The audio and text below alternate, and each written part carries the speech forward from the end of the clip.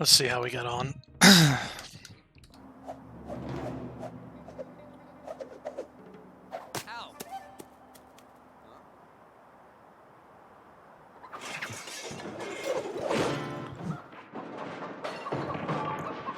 Master Wu! Are you okay? Good to see you, Lloyd. What's going on, Uncle? Oh man, that voice acting is so bad. Guest nephew of the worst kind. When you can't get the film actors, so you just get sound-alikes that sound nothing alike. In order to combat and then defeat this foe. But who is it, Uncle? See for yourself. There's Like, no one the there. Lloyd's okay, There, but right in front god of damn you. it, Master Wu is just... that is Yes, not Jackie Chan. yes. The Master Chicken's reign must end, Lloyd. Only together can we defeat him.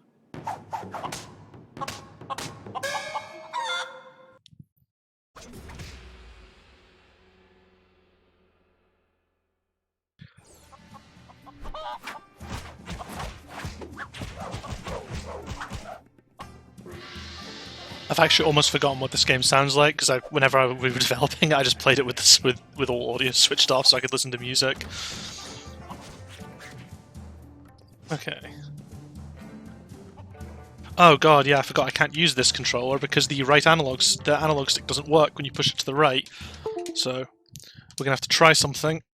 A controller that I'm not convinced works, but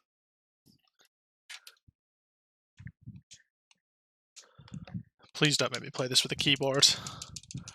Oh, you're gonna make me play. Alright. Final attempt.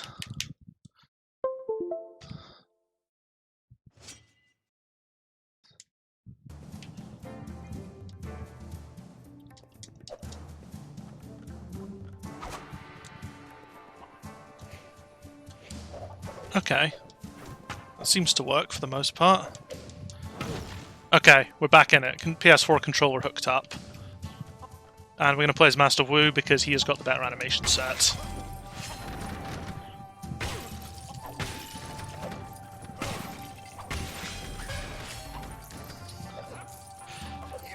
Of all the things that went really wrong in this game, I feel like this dojo, it actually went alright. I felt like it was a very nice sort of demonstration of everything. Oh yeah, the tutorials. The vast number of tutorials.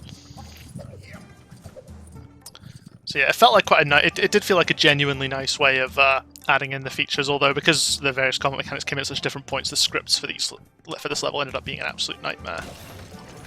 Still got it. The rush more fast and direct. Like coal running a buffet.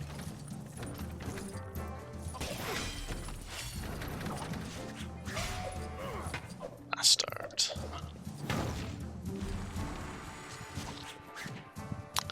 And this one, I was happy with this one.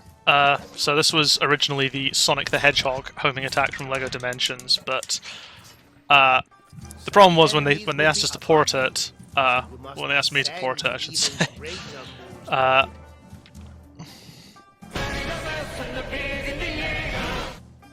Oh, hey Ant, how's it going? Why am I subjecting myself to this?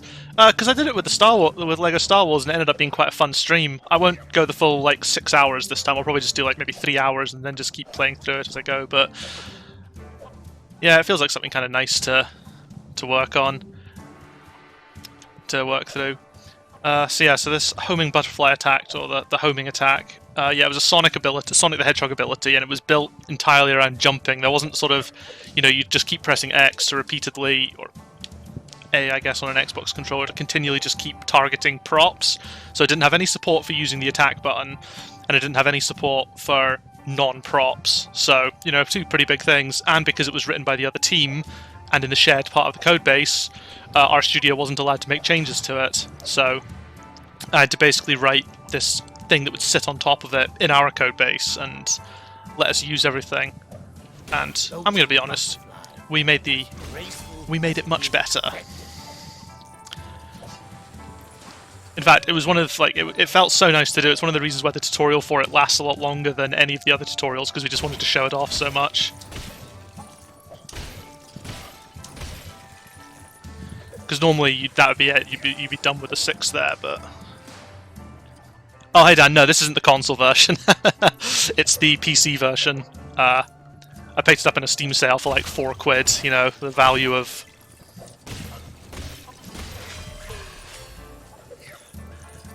The value of it, yeah, apparently on the main menu I can get up to 600 frames a second, so... I'm surprised at how well it's running, to be honest. I don't think Star Wars ran this well. Which is surprising, but we can always go into a battle arena and see what happens. Swooping hog. One of my favorites. The Swooping Hawk, not one of my favourites. From a code point of view, the jump attack, the lunge code, I don't even know what to call it, the lunge code, the double jump slam attack. So this thing here, this sort of double jump attack slam and this normal lunge slam here. There were so many different ways to do it in code, so many sort of different awkward, stupid things. And in terms of TT Fusion games, LEGO Ninjago was the last of the stupid jump attack code. Because I basically just rewrote a new jump attack system. I think it was for Incredibles. I'm fairly certain it was for Incredibles. Just wrote a completely new one, tortured all the animators, showing them the new setup because things had to change. And yeah, we had a much nicer system that we could just control completely ourselves without having to dig through about 20 different control paths every time you did a jump attack and it didn't work. So... Flurry attack. Sorry, Stinging Bee. When QA turned around and said, "Oh yeah, the art of the Stinging Bee isn't working," and I'd spent 9 months calling it its codename, the Flurry Attack, I was just like, "What the fuck's Stinging Bee?" Because you know they get given the sort of the finalized design names of everything, and we were still working on internal code names. So inevitably, any feature I ever worked on, the first bugs I got, I had absolutely no idea what they were talking about.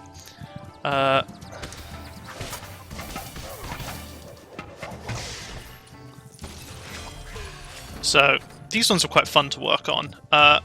We had a system called there's a system in the LEGO games called the special move system, which is basically just a way of pairing animations together, and we made quite extensive use of it here. But we kind of moved away from how it had been used previously. Like the Knutsford way was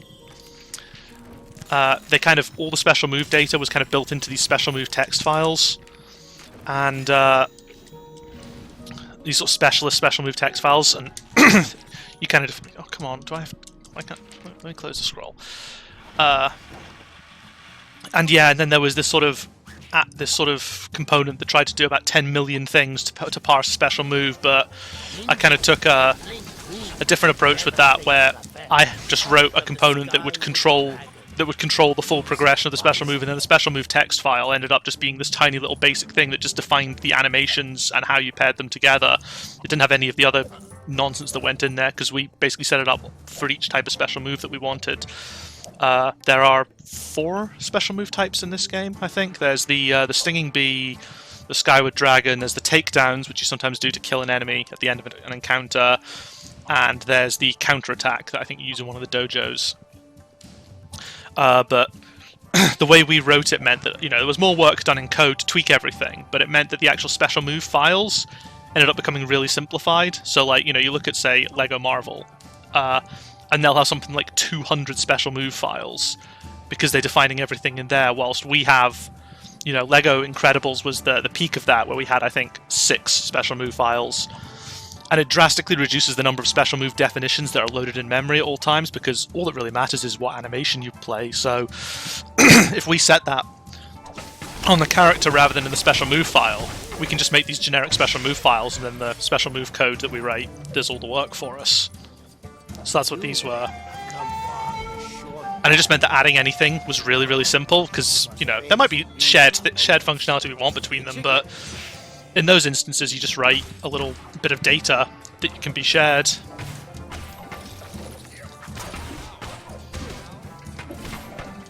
So there, that was a special move there, that sort of takedown where he flipped him over with the staff.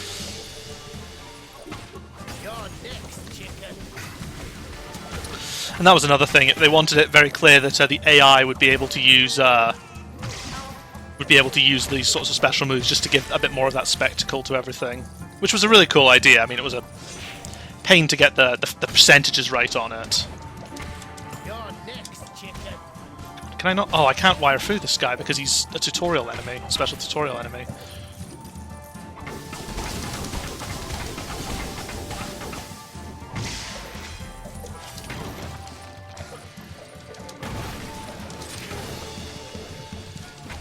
Ah, damn, just lost out.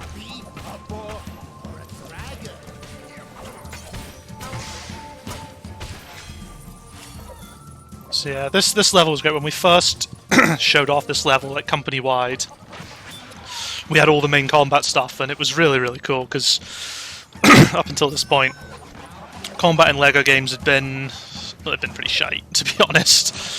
Just sort of mindless wailing on enemies.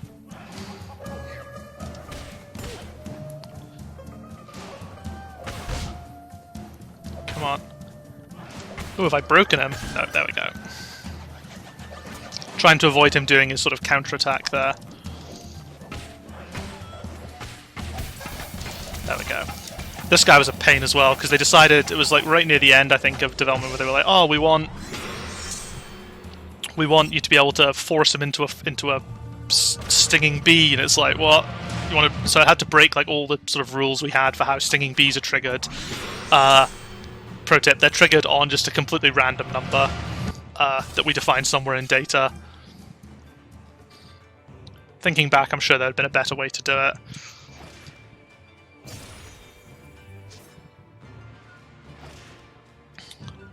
I think in Incredibles we changed it so that if you I think in Incredibles we changed it so it was triggered off of if you took them down below 30% health in a homing attack or something. That's what would do it. So we've played a decent enough. Oh, God damn it, this is loud.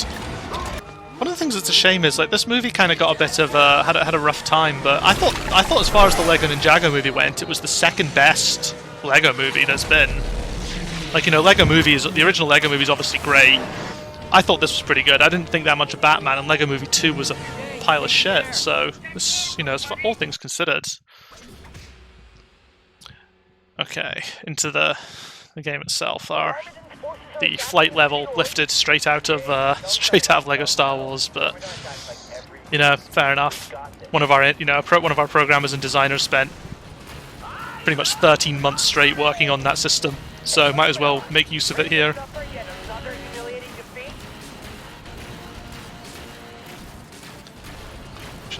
Lloyd's core.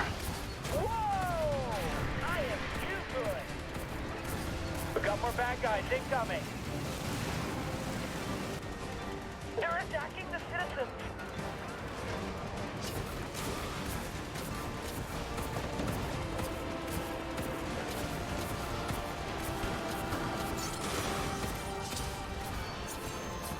Oh, nice, level 2 of the True Ninja. Okay, first rant, True Ninja. Right, so we had this amazing system planned out for how True Ninja would work. It was awesome. It was like a proper RPG-style progression system. You know, the wall of the Ninjanuity wall was tied to your True Ninja level. The upgraded weapons you get, that was tied to your True Ninja level. All these systems were tied to that, and it was like, oh, cool, yeah, collect studs throughout the game, and you'll level up and get more and more badass as the game goes on. And then there was some fucking smooth-brained idea from the top to take all of those systems away over fears that I think it was over fears that kids wouldn't necessarily see all of it because they wouldn't play to the end of the game, and it's like, so we wanted to just give them all the content as early as possible, and I can understand that to a point, but part of the problem was that because we had to rip it out of there, we ended up putting those systems into really ridiculous places. Like the Ninjanuity tokens just are rewarded completely randomly based on shitty triggers that we had to put in at the last minute. And they're just and it just feels so crap being taken out of the game every 5 seconds to receive one. And then you have to spend it. That was another thing. You know, there was the concern that, oh, what if they forget about them? And it's like I understand it's a kids game and all that, but it's like you've got to, you know, give kids some credit. You know, kids play Call of Duty for fuck's sake. So there was that. So the only thing that made it that actually gets tied to the whatever it's called, True Ninja level is customization parts, which was something I fucking suggested because we couldn't think of anything else to add to it. How, And I remember suggesting to Luke Cashmore that that's what we add to it, and that ended up being the only thing that stayed attached, so... An inch away on the screen.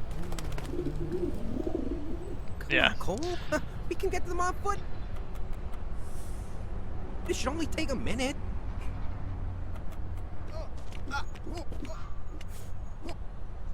So yeah, I was really bummed out about that. That was like one of the big things. I mean, there were so many things that had been cut at that point that I thought was terrible. A terrible idea to cut. But that one kind of irked me because it was like, oh, cool, one of the actual genuinely original things we're doing with our game, and we're cutting it because people who don't know how to make games have said we should.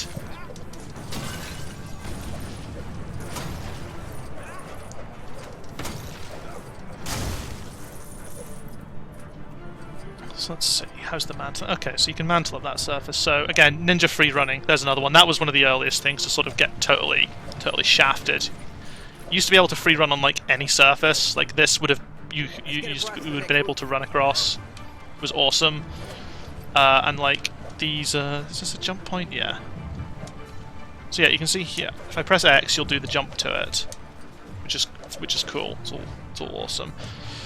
But something that was really cool was basically we added something from almost like something out of Assassin's Creed, where you could just basically hold the direction button and A, and you would just keep mantling, keep going from point to point.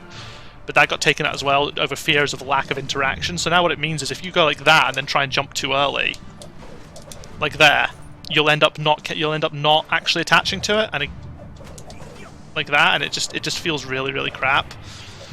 So again, it was just these weird sort of things. I think a lot of these were cut due to fears. Like a lot of the additional ninja free running was cut due to fears of the inability to test it efficiently. But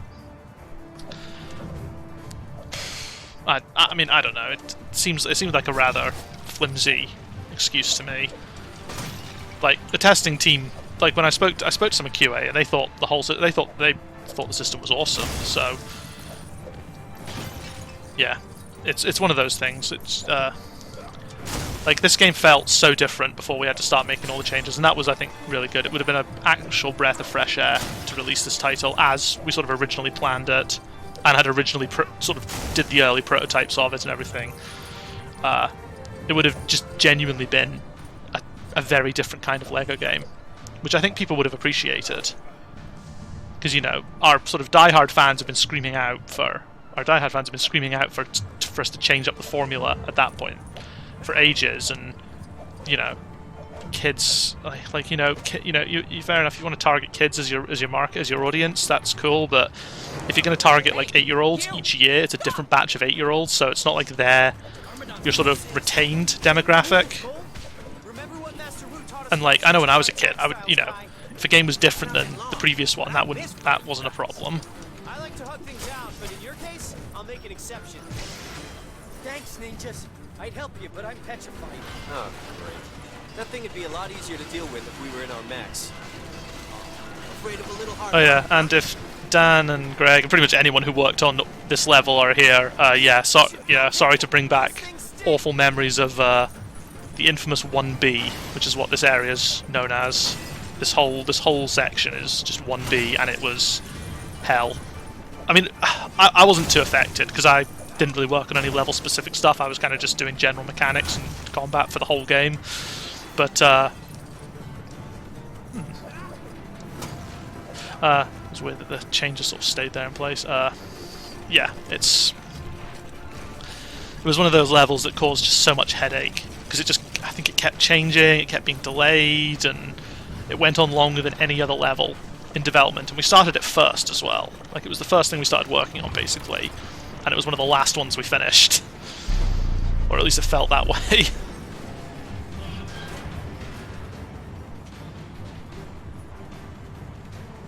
See? Piece of cake. Cake? Where?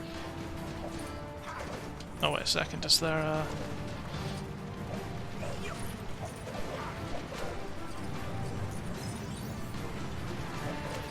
Cool.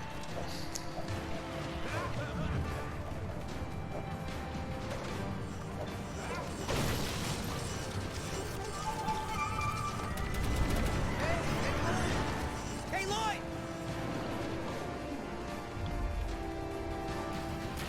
That bolt collided with nothing.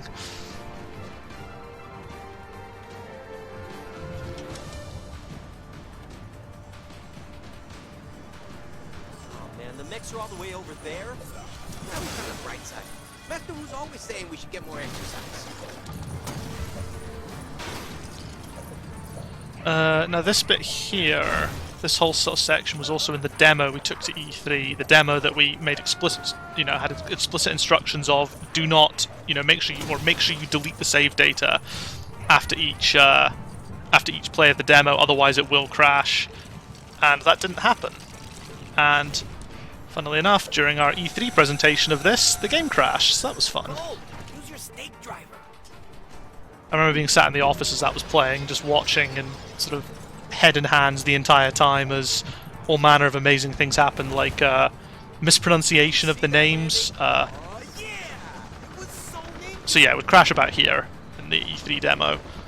I actually don't know why, I never really looked at it, I just remember it being told it's a thing that happens. We need to take down all these bad guys. Oh god. I'm seeing that homing attack bug that sometimes happens where you'll homing attack at nothing, which is never meant to happen, but I wasn't able to get it fixed until Incredibles. I can't actually remember what it was, but Come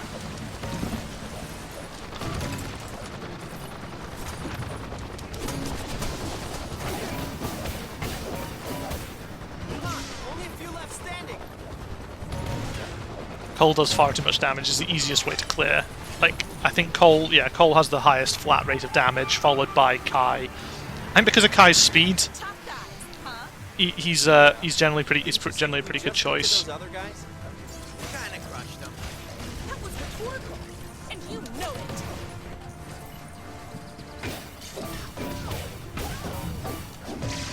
Nice combo, Gold.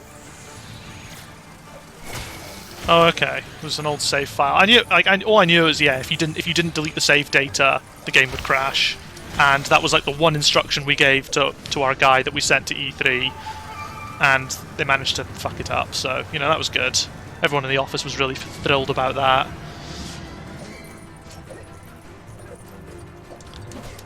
But then I think the interviewers also accidentally, on like the sort of the name when they introduced him correctly, but the sort of the pop up on screen saying who it was, they clearly just used an old one they had, so they just had a completely wrong person on the name as well. It was a bit of a fuck up actually, all things considered. Wow to the ow, sweet flurry.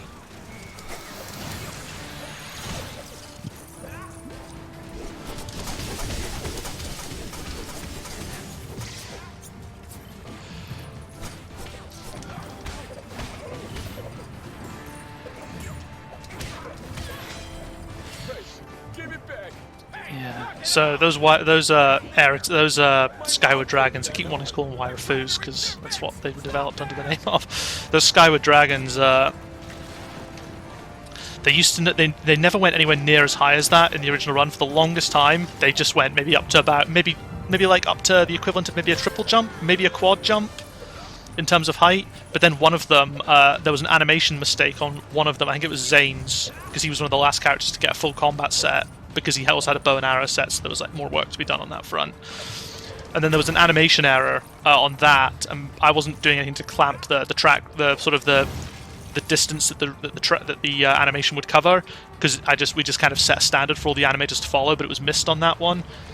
And as a result, Zane just went into the sky, and we were like, oh god, that's terrible, we need to fix that. Oh, so close. That's the speedrunner tech, I believe, for skipping past this entire section. So Zane went super high, and we were like, oh, we need to get that fixed, hurry. And then someone high up in design saw that and was like, no, we're not fixing that, make them all like that. And obviously animation couldn't adjust it, so we had decided to put this sort of nonsense into... Cole did not line up there at all. That was weird. Why didn't he snap to trigger position? Yeah, so I had to go and put all the stuff into to scale the height of that. But then because of that, it meant that all our indoor sections were then just broken. So we had to put additional stuff in to add a ceiling to it as well.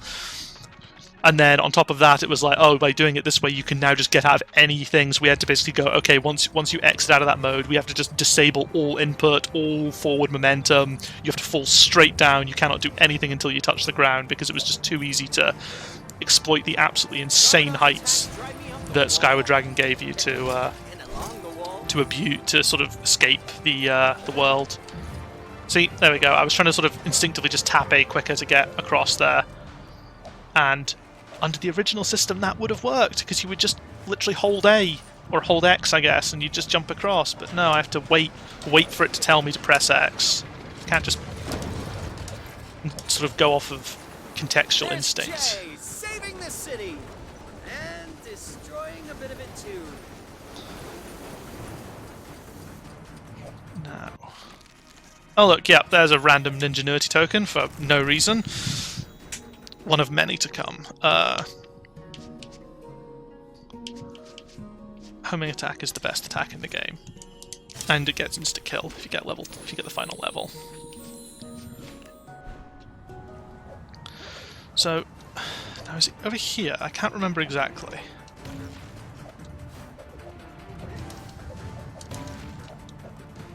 I can't remember how speedrunners do it. There's a trick you can do here to exploit the collision box in Cole's hammer, because he's got a special awkward shape in his hammer that when it switches on will push him out of terrain. Oh, it's because this isn't actual like terrain that he can be pushed out of. To the other side of the canal.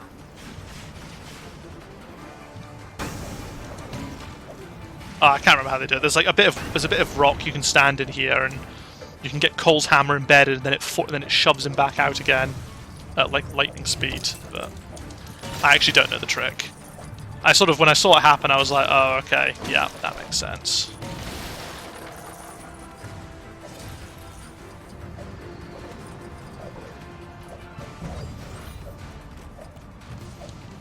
Let's play as the better character.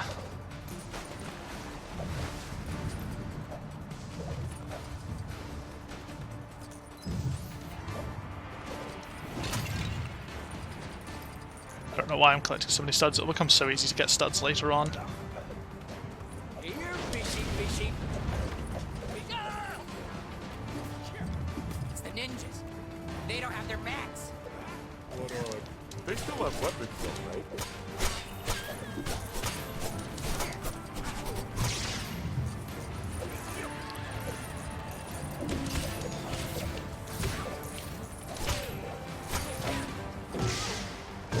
Credit where credit's due, I do quite like Cole's finisher attacks, or takedowns, I think is what we call them.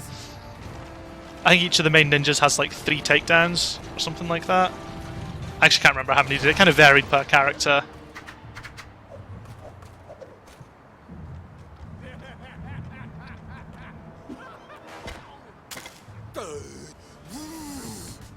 Not very intimidating, bro.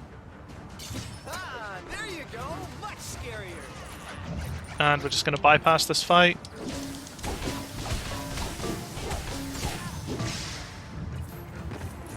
Always save your special moves for if you know one of those is coming up, because there's literally it just saves so much time.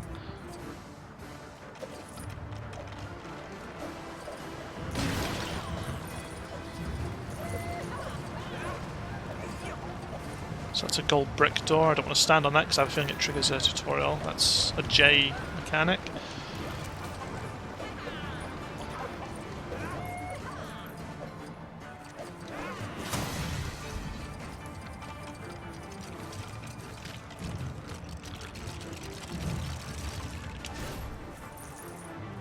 Wow.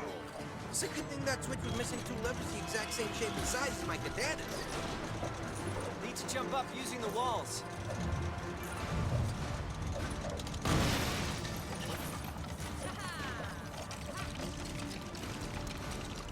Let's crank it up. So yeah, if anyone has any questions in chat, by the way, about anything in this game, or any observations or anything like that, feel free to fire away. It's I like to, you know, I can just continue with general misdirected rage, but you know, if anyone has any ideas on how to target that rage at something, more than welcome. Oh, there'll be a bunch of enemies here, so I guess that's a chance, I suppose, to talk about some of the AI stuff that we did. Or AI stuff that sort of worked. So, Looks like our friend is back. when the characters are... Let's see if we can get them in position. Acting kind of smug. So once they're all fighting. So as you can see, as I move around, they kind of run around a bit to reposition themselves. A little bit. It's a bit more annoying when there's like...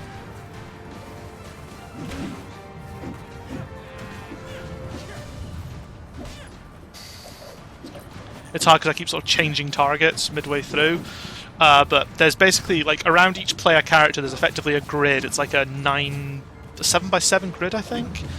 And what happens is each of these grid squares, every sort of time the enemy isn't your active target, you see I'm running and this guy keeps moving because he's repositioning based on like a series of weights that we've set up, and what they'll do is all the enemies will look at every grid space, check if the grid space is occupied by a player, another enemy, a friendly, and so on, and they'll use that as like a... And they'll take all those spaces and weigh up a bunch of checks to basically decide which square they should stand on, and then they'll go run to that grid square. We kind of improved it as the games went on. It was a bit rough and messy in Ninjago because we really didn't have a lot of time with it. But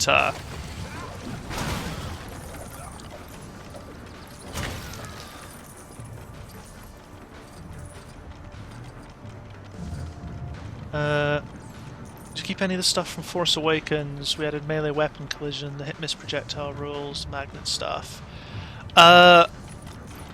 So in terms of collision for melee weapon collision, I can't remember. I think we didn't end up sticking with the the Force Awakens method of doing melee triggers. I think we went back to what was there before. I honestly can't remember. It was a system called melee damage triggers in Force Awakens. It was something written specifically, I think, to try and make lightsabers feel more awesome. It was an improvement. It was meant to be like an improvement on the hit system, which worked. Like the way the a hit calculation is done in older LEGO games, and possibly this one, is really bad. It's so complex. It's so hard to debug. So melee damage triggers were meant to fix that, because they were by basically, instead of just being a frame that you could hit on. So if you didn't calculate the hit on that frame, they weren't getting hit. Whilst a damage trigger. Recall Force Awakens attacks run frames but used a big box. Yeah, so I think it was something like, I'm just trying to remember what it was. I honestly think it was something like it would just check if if your capsule was like intersecting their capsule, and there was a certain angular check on one frame, whilst a melee damage trigger was meant to improve that by attaching effectively a trigger that could last over multiple frames to a locator on the character, so specifically onto item triggers, for example, and then it would do like intersection checks with that every frame of the. It would do like intersection checks each frame of the trigger to try and work out if there was a hit, but there were still some limitations to it. Like you could still only hit one thing per attack with a melee damage trigger. There was no AoE options. There was none of that stuff. So LEGO Incredibles, a large part of what I did was I spent time ripping it out and building like more of a hitbox system, so we could attach any number of triggerable hitboxes to it's a bit of a misnomer because hitbox is usually the thing that gets hit, not the thing that does the hitting, but whatever, I couldn't come up with a better name at the time. So in LEGO Incredibles you could attach spheres to like hands, feet. I think we attached them to a character's head as well, attach them to weapons. They could be spheres or cylinders, because those are cheap to do calculations with. And then animators could basically put as many triggers as they want on an attack on any series of frames that they wanted and say which hitbox to turn on. So if a character had an attack that actually had them do 2 punches, you could turn on the hitbox on either punch, and what it would let you do is you could specify if the hitbox was single target or not, so that hitbox would then only hit one thing, guaranteed. But for bigger attacks you could say, oh no, this is multi-target, so what would happen is every single enemy hit by that would just get hit, and it felt so good when it worked nicely. And there were other neat things that came with it, like even though it wouldn't do damage on every hit, it would still register like trigger VFX and trigger sound effects on each hit. Like in LEGO Incredibles, Edna Mode, she had a little sort of attack. It was a single attack, but it was three mini punches. And even though only damage would be done on one of those, we could still trigger the sound of it hitting and the VFX of it hitting on all 3, which felt really nice, because previously if we wanted to do that under this system or under the melee damage triggers, you'd have the sound and VFX associated with the actual hit, and then audio and VFX would just have to sort of eyeball it on the actual animation to try and hope that it was going to work on that. So we got a lot out of that system. Yeah, the actual hit detection is one of the things I didn't really improve on Ninjago. It worked for purpose. I really wish I had, like, if I look looking at the system we wrote for Incredibles, if I could have had that in this game, that would have been so good, because characters like Nia and Cole should absolutely be able to do these sweeping attacks, and it's just such a shame that they can't. What else did you ask about? Hit-miss projectile rules? It doesn't really work as much like that. Those hit-miss projectiles were, I mean, they worked a lot in, I can't even remember what order I meant to do this in. They worked a lot for, I mean, Star Wars Force Awakens, it made a lot of sense. It made a lot of sense in Force Awakens because of the blaster battles, but I think the actual sort of just general enemy hit or miss, I don't think we actually have that. I mean, if I find an enemy who's shooting, I can stand there and see what happens. It could very well be that I think the enemies... In fact, yeah, maybe it is the case on this one, because a lot of the enemies have double guns, and I'm fairly certain that their rule set might actually be that only the last shot can ever hit. We'll see. I think after I complete this, I'll unlock General Number 1's dojo, and she's got dual blaster pistols, so we can have a look there. What else? The magnet stuff, I'm not sure what do you mean by magnet stuff on that front.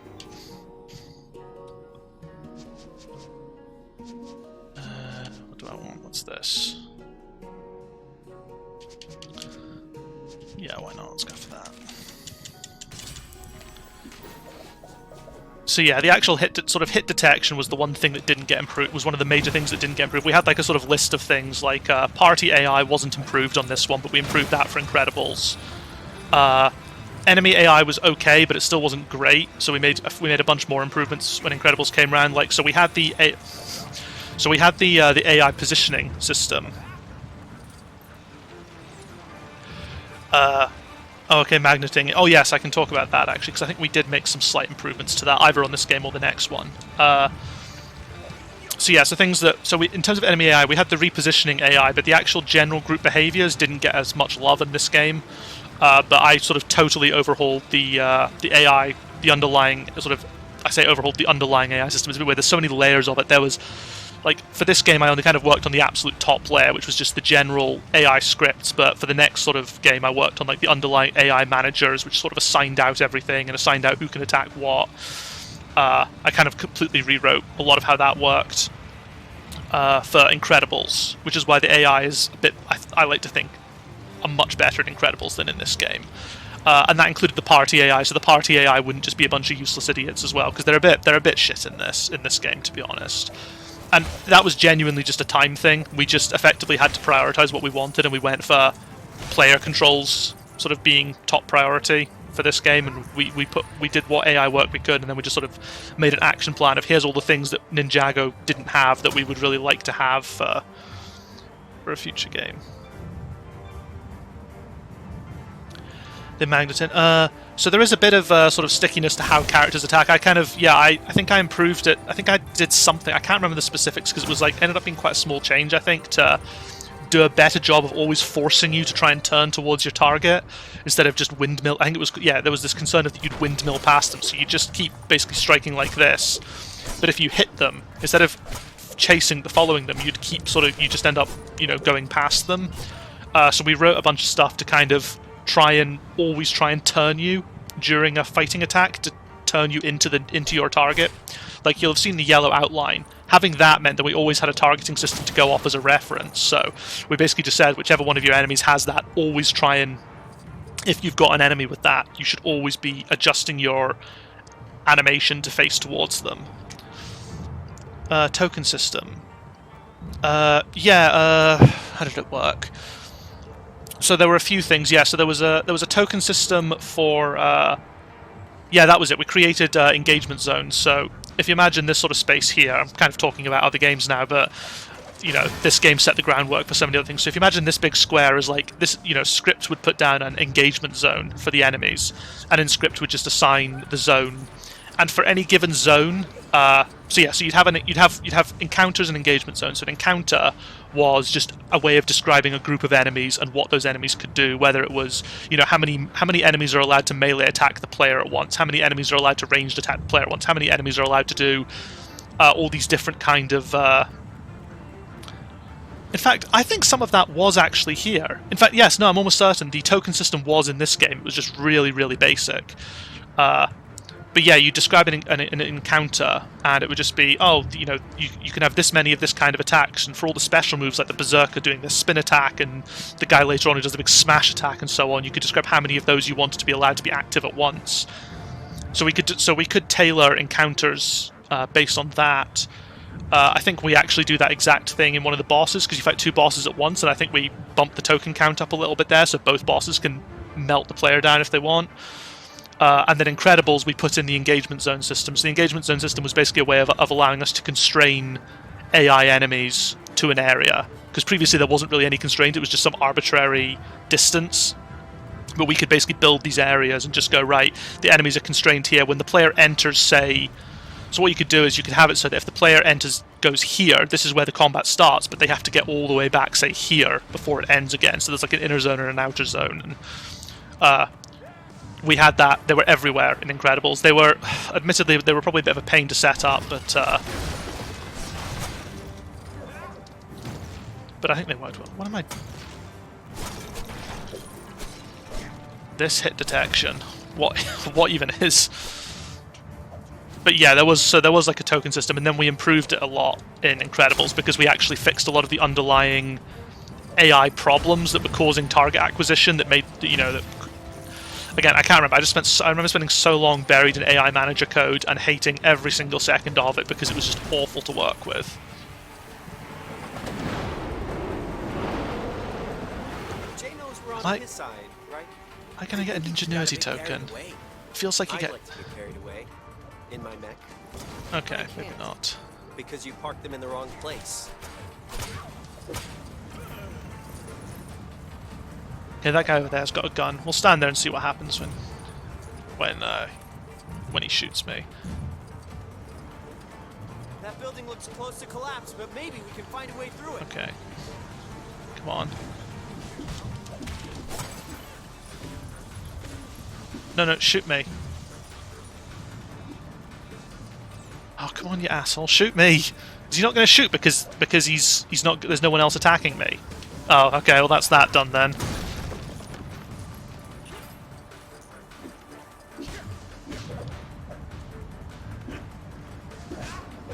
People have to head up and over. Yeah, I mean that's the thing. We could do all sorts of stuff with engagement zone. I mean, effectively, all we kind of the engagement zone, we didn't have to turn them off. It's just I think the engagement zone basically was just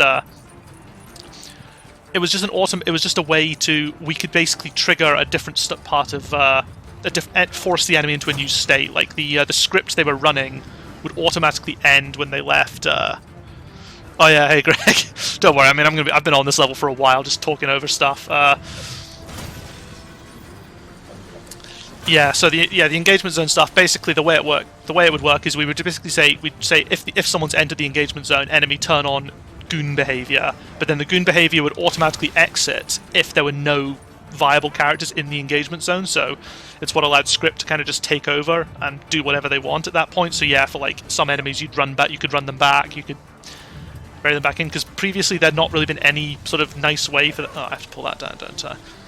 Because I'm fairly certain previously the code was just you'd call goon and then just have to spend every frame doing all these horrendous checks to see if the enemy was too far away, and then do all the behavior manually. But with the engagement zone system, we were just like, nah, just call goon, and it will exit that state when it is done. When it is done gooning around. When it is done gooning with them. This is the bomb.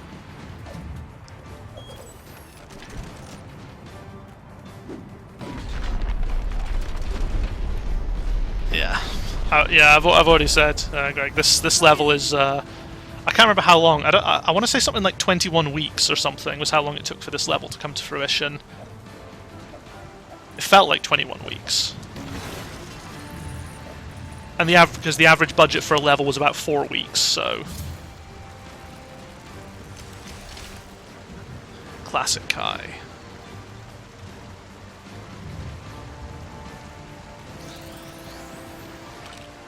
Oh yeah. I mean, this level was the one where they had, you know, yeah, there was so much. I mean, this level got rebooted about 3 times, which is one of the reasons why it took so goddamn long. But then because of all the work that was done each of those times, that then got rebooted, it meant... happened again. It then it meant there were so many bugs because stuff just was still kicking about, and stop! Oh, it's not when you jump off of it. It's just when you climb to the top. Yeah, third time's the charm. There we go.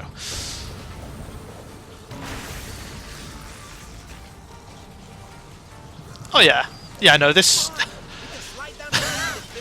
level was. I mean, this level was never truly done. Not in anyone's eyes. There was always something being done. I just remember this was this level was the one where I learned about our appalling branch management system, in that we didn't have branches properly, and so if we were when we were getting the demo ready, people kept sending stuff across, but because of the way it worked, it didn't integrate a change list. It just hard replaced the content the file there with the current live version of the file. So all this cutscene stuff ended up making its way in, and oh yes, Steve, this is the vertical slice level. The vertical slice being the whole level. I think if I open up those red bricks, Master of Detection, yeah. And I think I remember Jamie saying that one of the reasons that we made that the first red brick was because there were just too many fucking collectibles, and we wanted to make it easy for everyone to find them because there were just far too many of the fuckers in this game. So many arbitrary gold bricks placed about.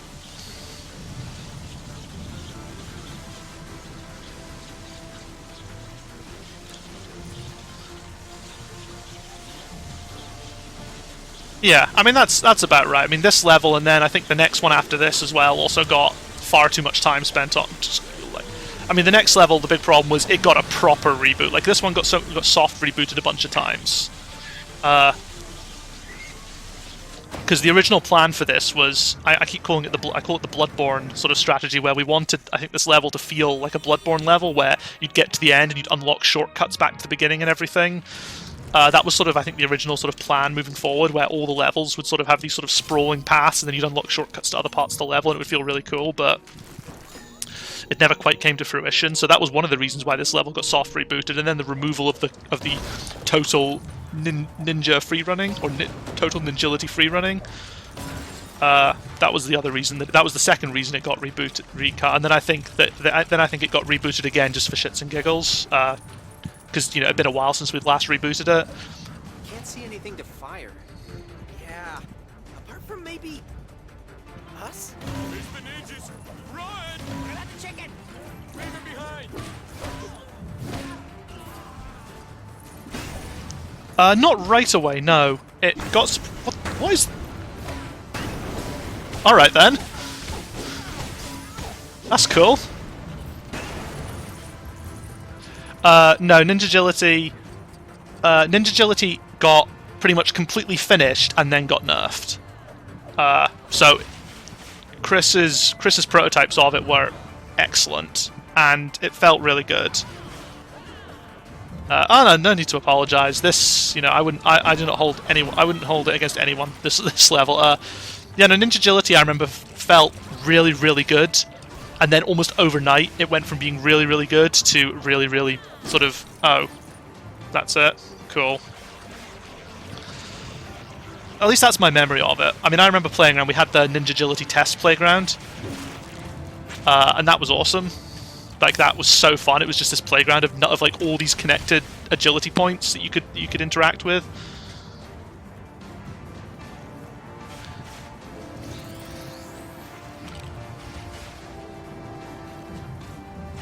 So, yeah. I actually asked if we could put that in the final game. I thought it would have been a cool sort of, kind of like, you know, the Insomniac Museum and all the Ratchet & Clank games. It would have been a really fun sort of dev level to put in and just go on, here's the... Yeah, I mean, you say that, Greg. I was under the impression that that was the concern as well. Like, I heard from... Like, every time I heard concerns, it was never from the team that was apparently concerned. I heard our team say that a different team was concerned.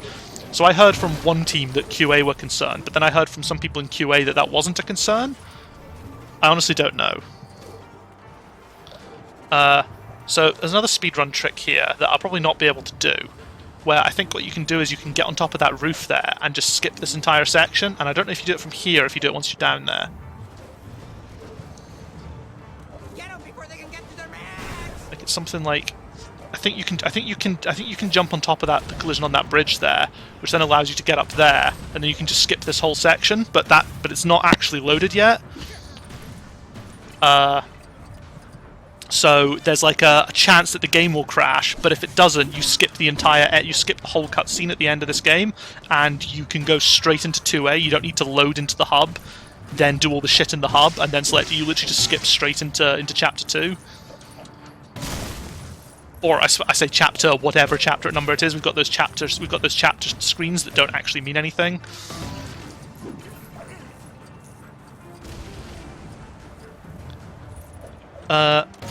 I think it ended up being ninja agility. Or no, it ended up being ninja agility, wasn't it? Ninja agility? I can't remember. All I remember is in our E3 interview, the person we sent out there got it wrong, and I was raging because it's like it's not difficult. But they also kept calling it Ninjago rather than Ninjago, and it's like, dude, what are you doing? Do you know what game we're making? Please.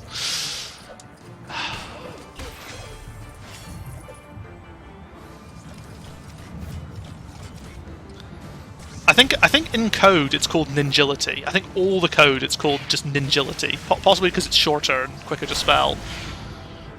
But That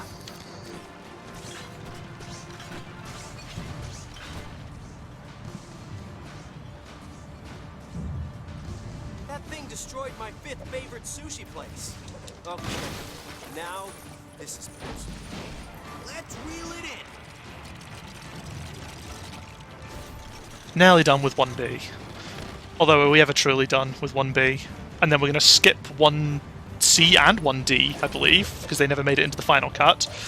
I don't think I can give details on what was in them, but yes, there's quite a lot of cut content in this game.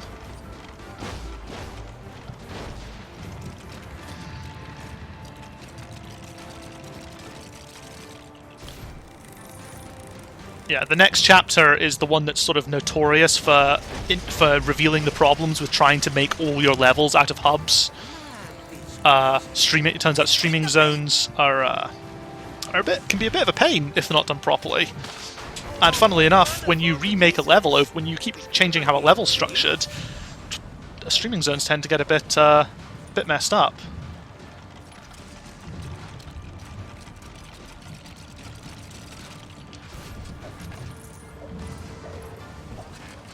Must be just ahead. One last push. You mean pull? Idiot pull.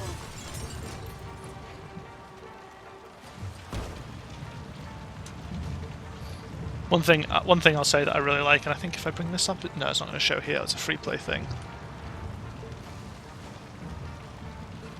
Oh, okay. It's been said in chat. It's been said in chat now. Yeah, I'm just not saying what they are because I don't know if I'm allowed to say what the cut levels are. I mean, I'm talking about everything else, so why not? But yeah, mech. I think there was definitely a mech level.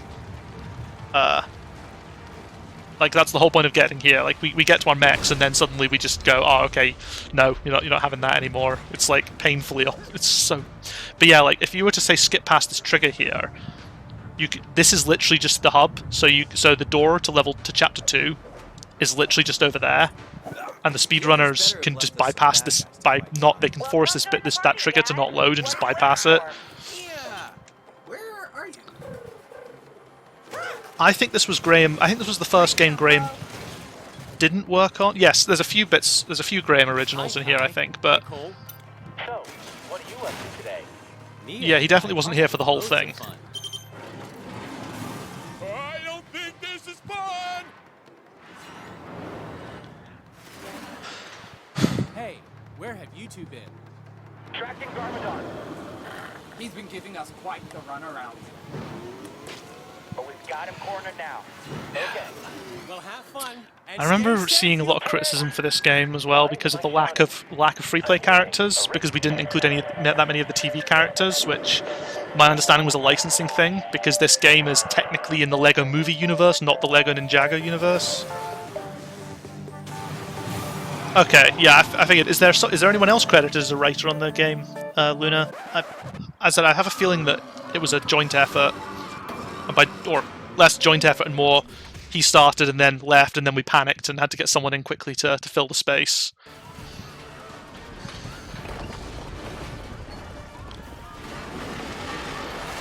I mean, it didn't help that the film kept changing as well, so it was quite difficult to actually get content we could continue to work with.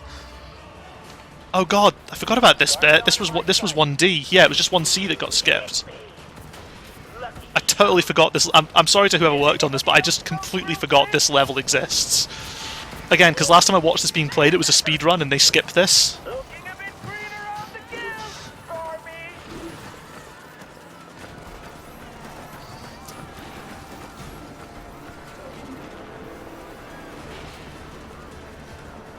So do I. So do I. Face the shield drum's homing up. Then let's take them out quick. One down. The shield's weakening.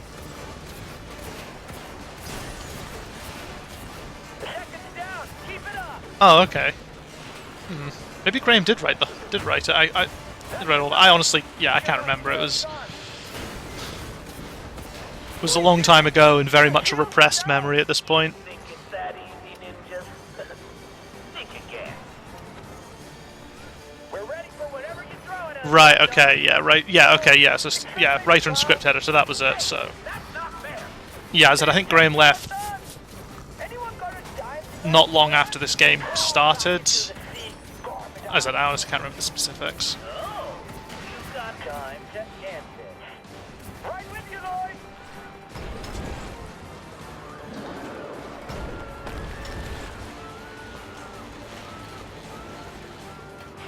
Oh yeah, no, the original screenplay.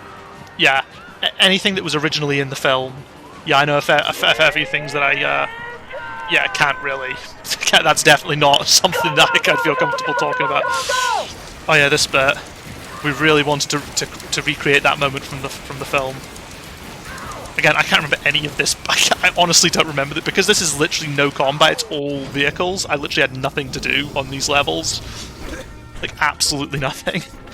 Our pre-rendered cutscenes are very optimized. 1500 frames per second. You know, I'll take that. That cut really weird at the end. That felt like that should have lasted another second or so.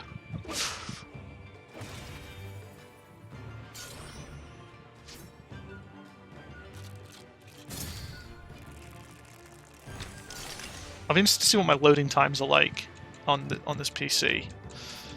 Because I know they were so bad on console, we had to put a fake loading bar in to make it look like we hadn't stalled. Because there are like compliance requirements on some platforms where if it takes X amount of time to load, then you have to show loading progress, otherwise it will be mistaken for a stall. So that's fun. Oh wait, no, this will be the Master Chicken Dojo, I guess, which is presumably not one of the special ones.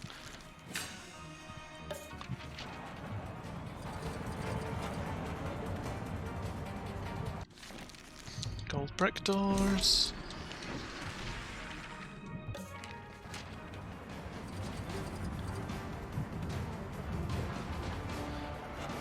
Yeah, that sounds about right. 8 seconds with black screen, 30 seconds with no loading bar for Sony. I know the Microsoft compliance ones, but I don't know if I'm allowed to say them because I actively work there. So, but yeah, there are compliance concerns. So this is the Master Chicken Dojo, isn't it? It's not the. In fact, if I is there a map? Is there like a large map button and I'm just being an idiot and can't remember it?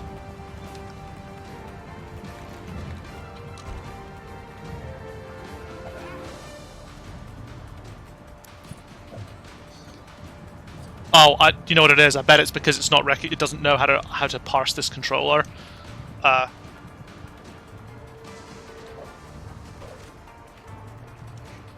if I go. Okay, so this is something, like, I'll give credit, some of the UI design in this game is fantastic, and, like, for example, this sort of character switcher down here, I think this was great, like, just a way of filtering the characters. This was, I think this was Kieran's job for a big part of it, where you could switch between all these different categories. I think it's genuinely great, and I think it's a crime that we didn't call it out more, because I've watched I watched a lot of Let's Plays of this game, and none of them picked up on it. And it's a real shame, because it is genuinely a really, really good feature to have on our games, especially our games when they have bigger casts. Yeah, I think Luke did. Luke pretty much embraced the role of the role of full-time UX designer for this game, and that pretty much became his role moving forward. Oh look, spoilers for all the abilities we're gonna get. But yeah, like, so this was genuinely an excellent idea. Anyway, continue on as Kai.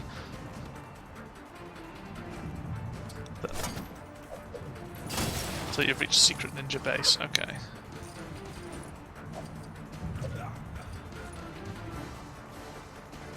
Need Zane for that. Let's just carry on and get to the next level. My pupils don't pay attention to a single word. Yes, earth, air, fire, water, and green. Quick, look at cover.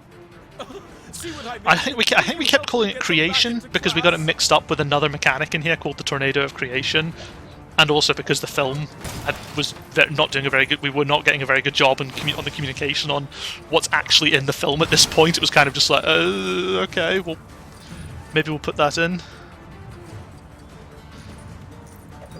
Okay, kids, break over. Time for lessons.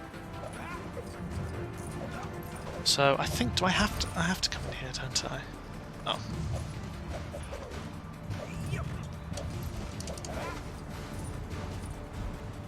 Because I think in here is where we get the customizer.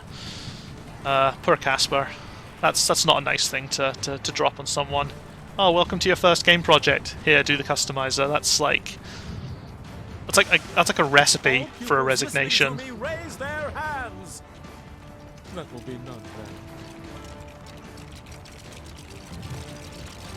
You know, you've got to, working at TT, you've got to be prepared. If you ask someone to work on the LEGO customizer, you have got to be prepared that you'll be losing them at the end of the project. Like, it's a scary statistic, the number of people who worked on customizers and then left immediately after the project was finished. Oh,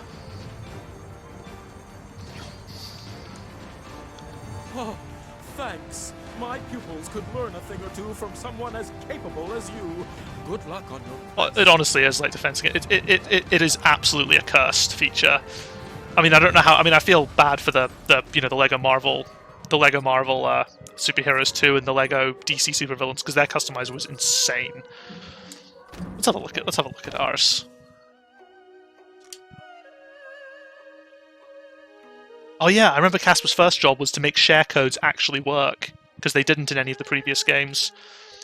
Because as far as I'm aware, the share codes were generated based on what you'd put on them. So if you skipped a slot, something like, say, if you've somehow just didn't give them a certain item, for example, the share code wouldn't fill that in with like two blank sort of letters. It would just sort of append it. So the share codes were different lengths, and it just meant that if you tried to load someone else's share code, it probably wouldn't work. Because I remember we put out the share code for Radar Technician Matt for Force Awakens on Twitter, because we weren't allowed to have him in the game due to copyright reasons. And I tried putting the share code in at home, and it made nothing. It made him no one like it, because obviously, like, Radar Technician Matt doesn't have a helmet, so the helmet slot was just like being overridden by something else.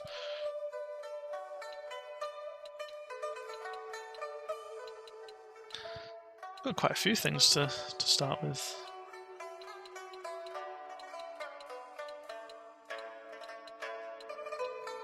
Yeah, it's a nice little thing. I'm just sort of interested in having a quick look at what's...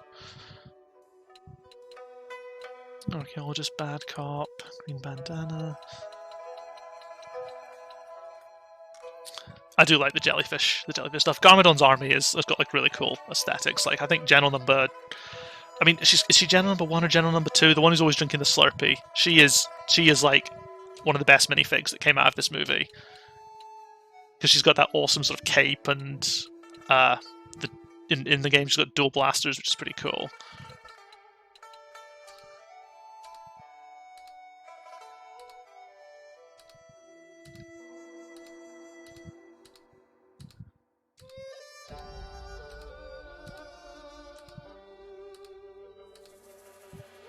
Yeah.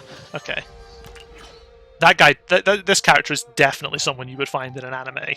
Like, no doubt about it. I'm sure I've seen an anime with this exact character in it. Yeah. All right, let's go to the nightmare that is Chapter 2.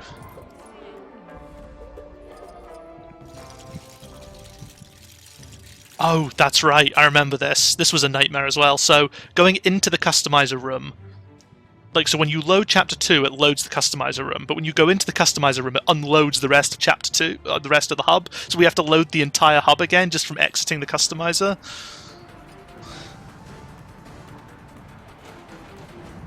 To print out every character they made in the customizer to make sure they work.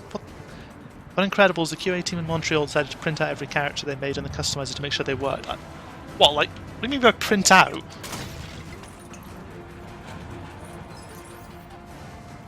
On paper. Fucking hell. That's like, I remember in first year of university, one of our lecturers asked us to print out all our code on paper so we could mark it in his garden. Like, that was a legitimate thing. He wanted paper submissions for all our coursework, so he could, you know, in case he wanted to sit in the garden and mark it. He literally took screenshots and printed them out. That is painful. Continue story. Character sweep. Like, why print it? Like, how did they send that to us? Like, surely it's easier to just if you're gonna do it, email or like create like a folder in a shared repo or something. And I'm fairly certain there was a big cut of cinematic there to fit it in a reasonable size, because he just cuts so suddenly from I need to defeat them, general number 1, do you want to be a leader or a follower? God, I'm watching these and I'm seeing these cuts from where we've had to trim down these bits of this film footage, and it's awful. Oh, is it still in the... It honestly wouldn't surprise me if it's still in the game data, Luna. Dr. Alan Grant from Jurassic Park almost launched in the Force Awakens game data. Yeah, we did have Matt the radar technician for a very long time until we had to cut him. And at that point, trying to purge all references ended up not going too well. But yeah, Alan Grant was almost in it, because we were testing with him before we had...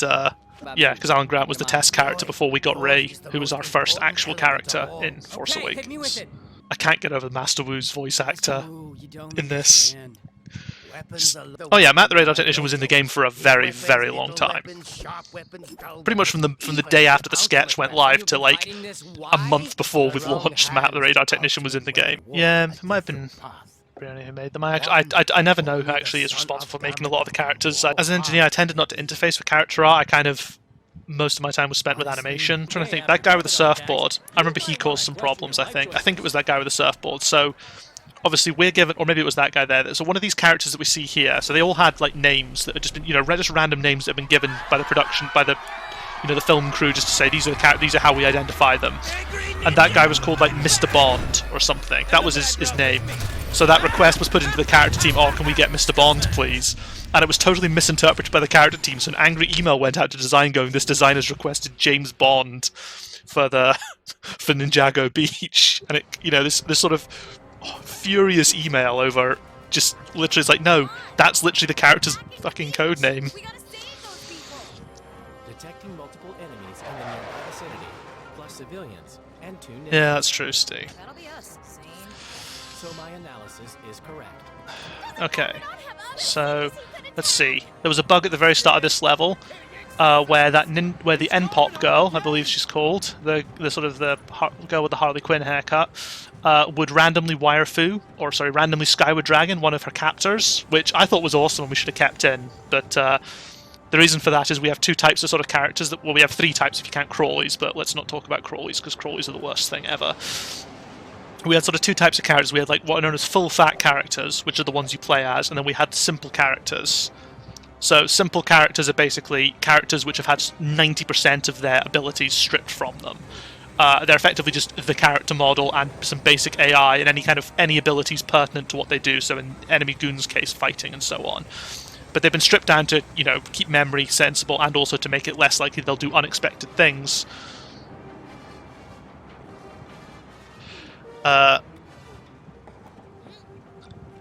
And yeah, so the N-pop girl, I would get bugs going, oh, I loaded into this level, and the N-pop girl being held hostage by the goons would kill all her captors with wire fu. And you know, there's only so many times you can say that this. You know, let's not make that final. So I did feel bad though, because it meant we had to do like an entire pass of this level to fix that, to fix all the simple characters. Is that tile floating? Can I see it better with? No, I can't see it any better then. I think that tile is floating. That little piece is floating there.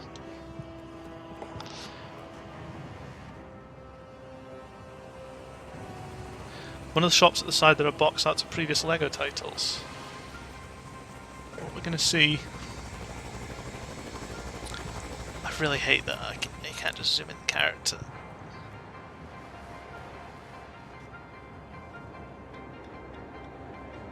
I mean, this all looks mostly Ninjago themed in there. What about this one? No, it's not going to have box arts. I mean, I wouldn't be surprised if like Shadow of Ronin was one of them or something. Yeah, there were quite a lot of licensed things that we had to remove. I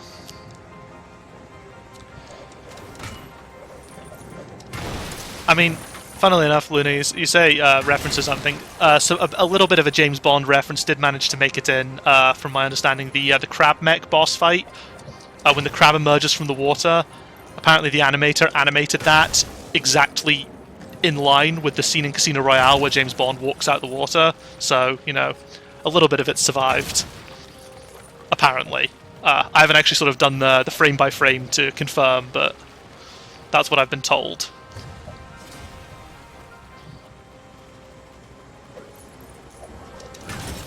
Okay, let's go save these helpless people. N-Pop Girl is without a doubt one of the best characters in the game. Her design is awesome, and when you play as her, she has a massive multicolored pastel hammer, and it is just the best. I mean, the hammer is really slow, but it's so worth it.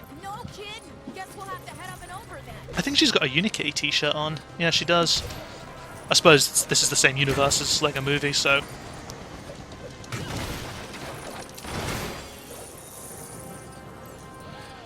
So, I think there was a bug in this level.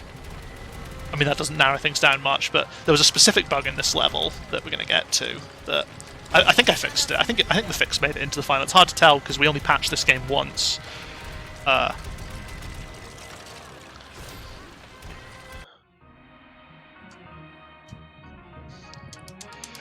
Oh god, Zane. Zane caused me a lot of problems towards the end of this because of a request that design asked me to look at that I said it's not going to work, and they said, can you look at it anyway? So I spent several days looking at it and then came to them with the conclusion of it's definitely not going to work. And then it still took a couple more days for them to accept that it wouldn't work, but it was to do with when they wanted to move Spinjitzu to square, which is also what the shoot's on, and it was like they detailed out this plan of how you would contextually switch from Spinjitzu to normal targeting, and it was honestly the most ridiculous thing I think I'd ever... Yeah, it was awful. So, there was a bug here, and let's see if it's still a bug. Okay, so you see that pigeon there in the right there? For some reason, that pigeon has this... That pigeon has a collision sphere that has a collision sphere, an invisible collision sphere only for projectiles, that was so big that you couldn't auto-target that thing I just destroyed there. The pigeon's collision sphere literally came out to about here. And that's just like, it was just some weird hack that I found when looking through the code. It's like, yeah, all bird crawlies have these massive collision spheres to deal with this bug from like LEGO Batman 1 or something. Yeah, children can't use the shoulder buttons as I use shoulder buttons to dodge roll. Yeah, I mean, Steve, this wasn't so much the dedicated shoot button as more just if you were holding square and you had the bow out, then you targeted a Spinjitzu prop. He would put the bow away and then switch to Spinjitzu, but if you took it off and targeted something else, he'd put Spinjitzu in to bring out the bow again. And it's just like, the shooting system is not designed for that, because I wrote Spinjitzu to be completely different, completely separated, because they wanted such bespoke behavior for it that I ended up not going through the shooting system because I knew that I'd want to kill myself if I tried to make it work with the shooting system. So I just wrote a completely fresh setup from scratch for Spinjitzu. meeting every criteria set, and then it's like, oh, can we integrate this with shooting? And I mean, the immediate thing I said no, and they said, oh, can you have a look anyway? So I had a look, and the conclusion was no. And that was me legitimately looking. It wasn't just me pretending to look for a few days and then saying no. I actually did look into it and got it half working. But the other half was the part that I knew would not work, full stop.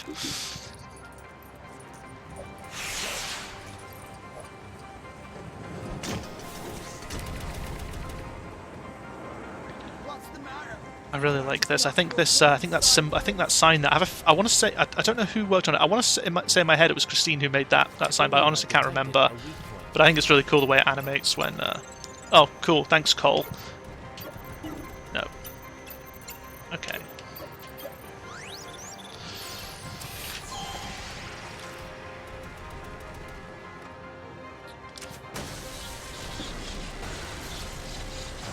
Yeah, the expression on it's really cool. Whoever installed that sign didn't do a very good job. Yeah, we should thank them sometime. What's up here? Is this essential or is this optional?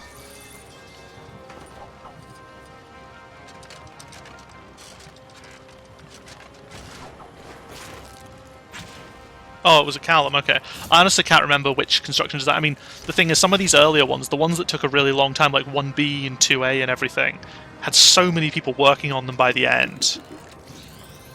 Oh, was Christine stuck on 1B? Oh, okay. Fuck, that's rough. Oh, I've got a map now, apparently. That's cool. Oh, but it's just this map.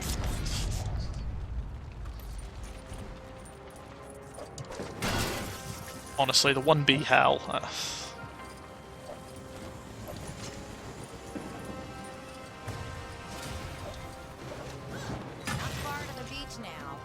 Oh dear. I forgot to pack my swimwear.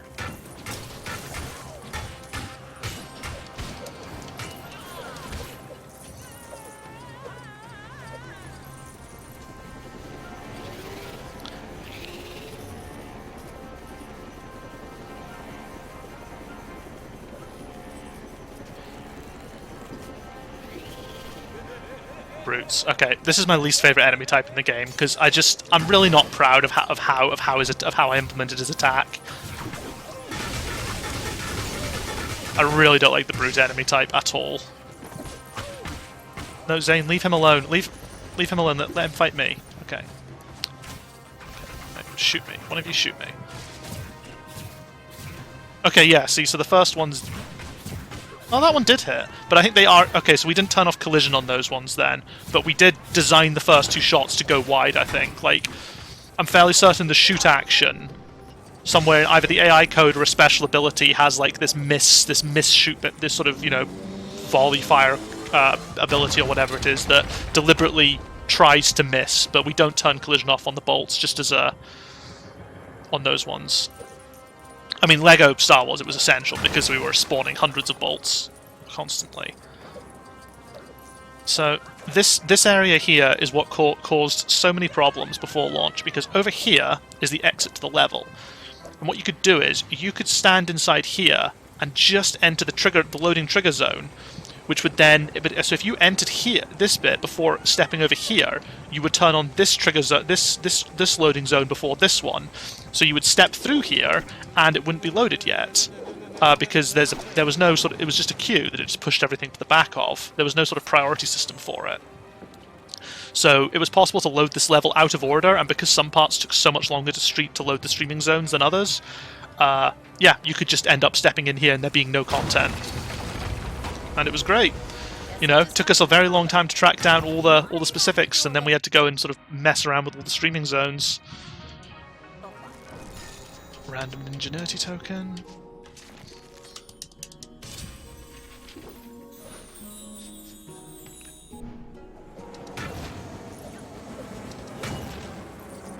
So yeah, there were so many times you'd be doing this, you'd come down here and there'd just be nothing. There'd be nothing loaded. Oh, kind of like now. Oh, okay. So that's still in the game then. That's cool. I thought we fixed it. All right, cool. I'll go try and reload the streaming bounds. Give me a sec. That's good. That's really good. I swear we fixed it. And not like we put it in the patch. Like, I'm fairly certain we had this fixed for launch. I was positive we did.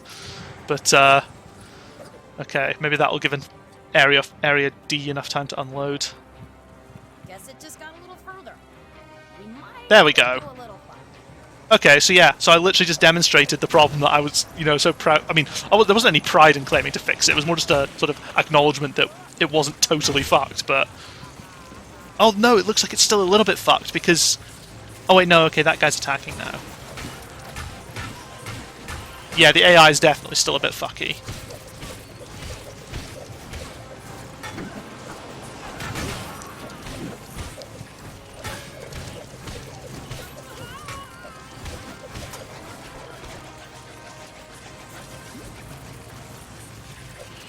The rebound jump move, the reason it's OP is because it's awesome and feels really cool. Oh yeah, you can only kill berserkers. Oh no, you can do them like that. Yeah, so it's just 3, but I've upgraded it to 5, and then the final one it becomes instant kill. And the thing is, a lot of the enemies in this stage have like no health, so it's a one shot. But it is super OP, and the thing is, it's OP because partly it's OP because it's super satisfying to do, and we wanted to encourage people to do it because once we got it working and you know, ironed out all the bugs that came with the way it had been originally created, it just felt really nice to do. It's my favorite combat move in the game, apart from the one we had to cut, which was also really fun. Held a message for a reason. Well, that's probably not. It's enemies being bugged. Okay. Okay, so I've added that as a permitted term now. Very nice. Okay, the enemy's being bugged has probably got something to do with the fact that this level has duplicate scripts, some from when the enemy... yeah. Yeah, there were a lot of problems. There were a number of problems with this level. This level, like 1B, this level suffered from a horrendous case of repeated redevelopments. And, you know, 1B was more of a pain and took longer, but because this one didn't take longer, it meant there's a lot more bugs that came out of the repeated changes. God, I look at the enemy AI in this and think back to, like, you know, the Incredibles AI wasn't fantastic, but I just think of the difference that the changes made, and it just makes me sad how fucking idiotic the AI is in this game.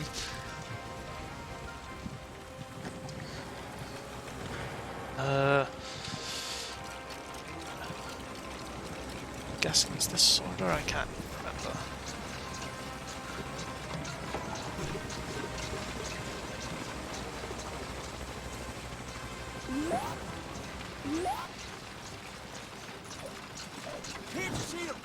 I think this is also the game, because this was the first game that we released on PS4 Pro and Xbox One X, I think.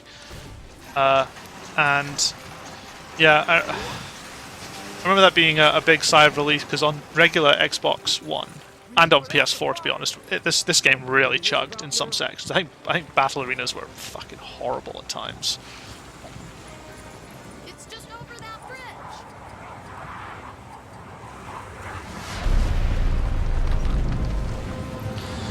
Yeah, I remember spending like 3 days tracking down a crash on this level that was to do with there was a fucking lamppost VFX or something in the wrong streaming zone, in the wrong streaming scene, so it caused a crash, but only when you did a very specific set of steps. And trying to debug a single VFX effect deep within the point where it was going to crash, it was such a nightmare. Just fucking finding raw just literally void pointers and trying to cast them to the correct object type and then pull the information out of them. It was just 3 days of not fun.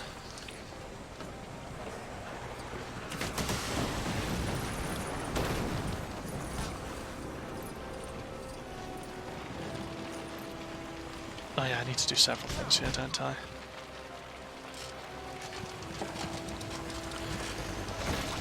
I was never a big fan of Zane in this game. I didn't think his bow and arrow was that interesting, and I think like when we brought Merida along in LEGO Incredibles, that's when the whole thing got a lot better. I think she felt really cool, but again, I think that might partly be due to her her super attack, which just shoots arrows everywhere and just feels really satisfying.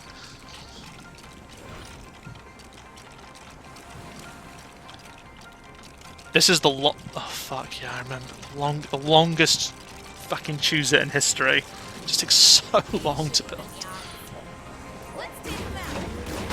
I was so happy when they didn't ask me to do the turret for this one because I was so fed up with turrets after Force Awakens. I'd done so many different turret setups and they were all just they were all just absolute garbage.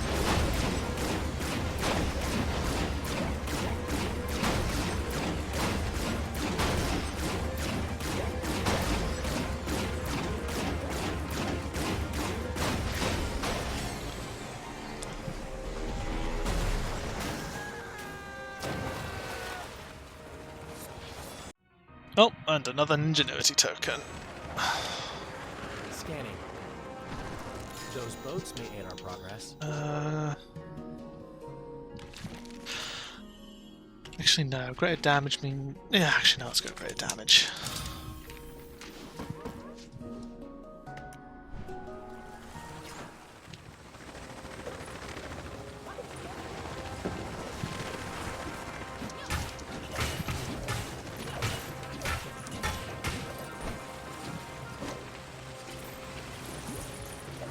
There we go.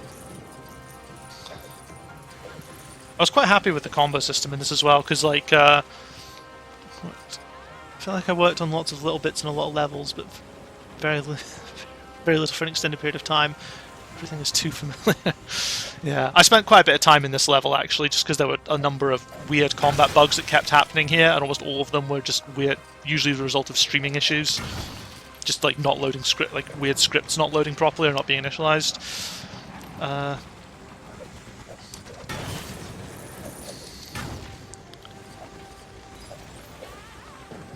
Plus, also because these early levels were used as like the debut test zone for a bunch of enemy types, it just kind of became the place to go to try them out.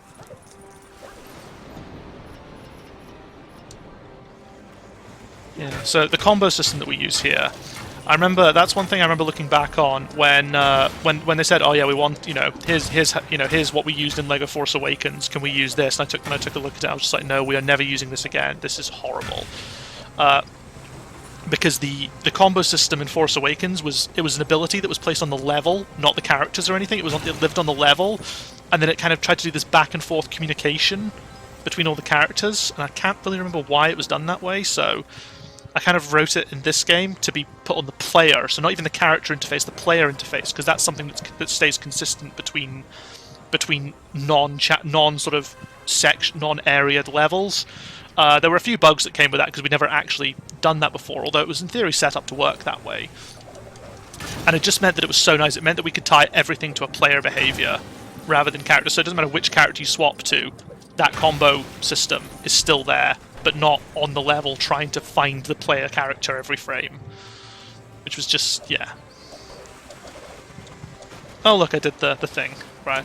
Impatiently pressed the jump button. I can't remember what they say. I'm sure Ed told me once, but I mean, is it Japanese or is it Ninjago or whatever it's called? The made-up Ninjago language.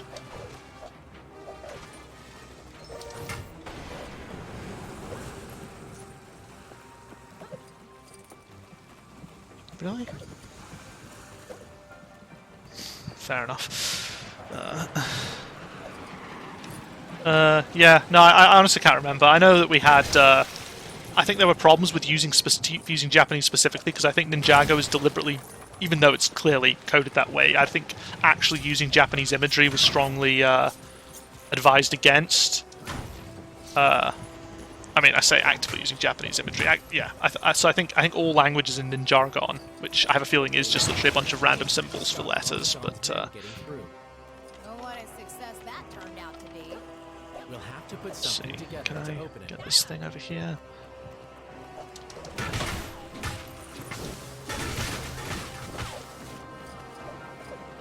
What's this? Okay.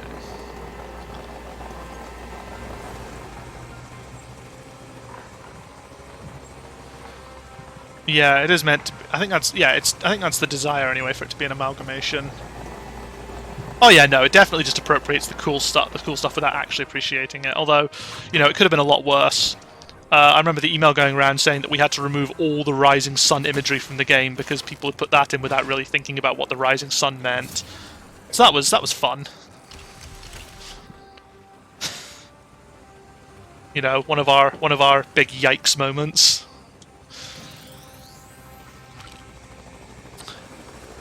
And then the other big yikes moments of having to explain to adults why the rising sun is bad, or the rising sun is bad to include in a children's video game. So yeah.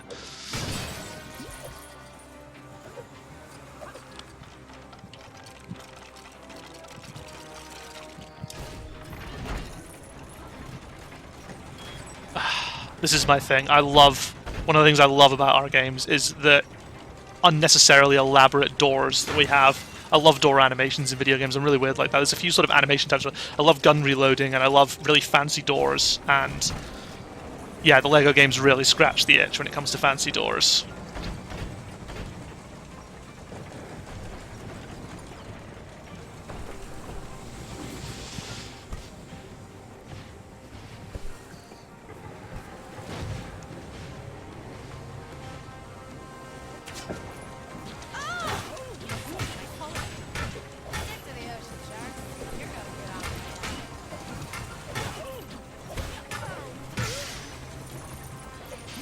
I remember we had a couple of really, really brutal takedowns that we weren't allowed to... come on. Oh, this invincibility nonsense. There were some takedowns we weren't allowed to have. Like, there was one of them where I think Kai just did the fucking Deadpool kebab thing where he just lifts them up with the two swords and murders them like that. I don't think that was allowed. And we had one where Garmadon fucking pulled someone in half. That wasn't allowed either. It was really grim though. Like, you know, he kind of... The Garmadon attack was he basically stab his spear into the gap between their legs and their torso, and just literally rip them in half and flip them over his head. It was awesome. Like, it was genuinely one of the coolest takedowns we've had in the game. But yeah, for reasons, it was deemed inappropriate for.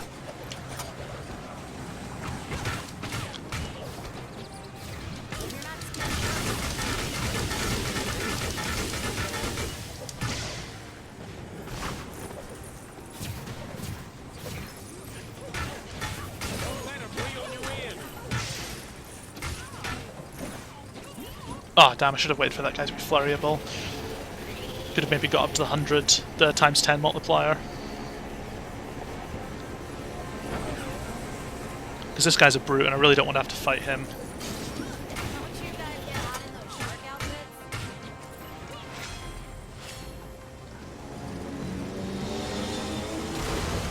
I didn't kill the brute, that's unlocked. Is that meant to happen?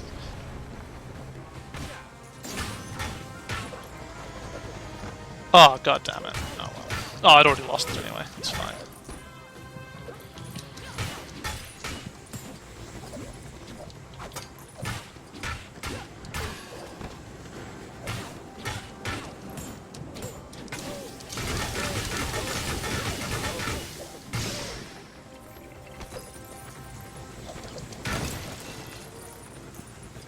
I'll get a nice big combo. I think there is an achievement or something for like a 100 hit combo or something like that. I can't remember what it is. Okay, onto the James Bond Mecha Shark. I think this boss fight got redesigned about 6 times as well during the course of the development. I'm sure I remember like I think 3 different programmers worked on this by the end of it because it just took so long. The programmers had to get moved on to other tasks and someone else had to backfill the unfinished boss fight.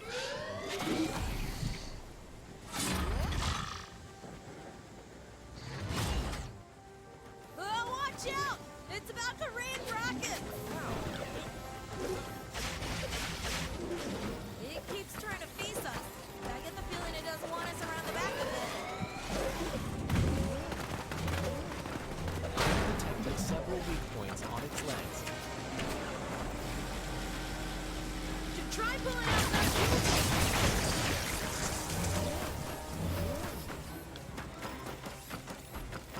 Yeah, nice. Go on, Zane, do something. Be useful. Some of the Ninjago models are genuinely really cool. Like I love the jellyfish mechs with the chains hanging down. I think they're really awesome.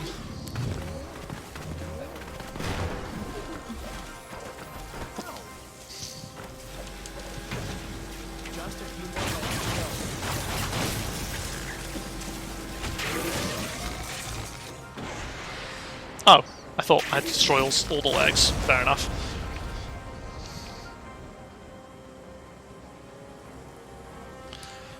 Okay, thus concludes 2A, and the start of what I think was meant to be another mech section that got cut.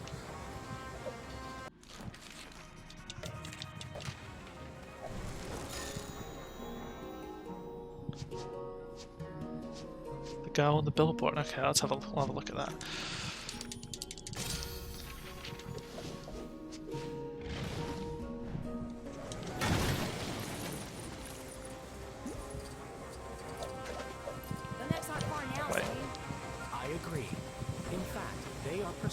Oh god. Let's just get to them, okay? It's yeah.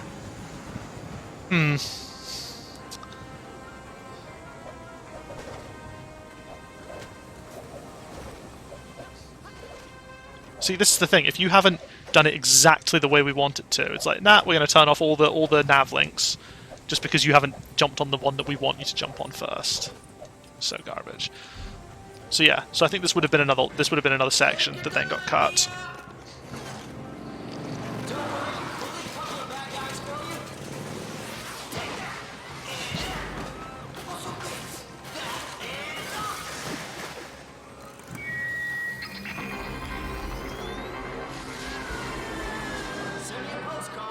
Yeah, I'm fairly certain that this bit you'd be driving along the streets in Cole's big awesome mech. Look at this. That was absolutely set up. Report on Garmadon's location. We're heading there now.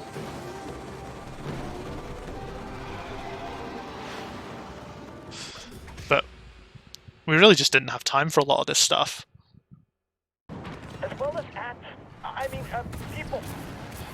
Like, you know, I think we had, what, 11 months to make this game, I want to say? Maybe 10?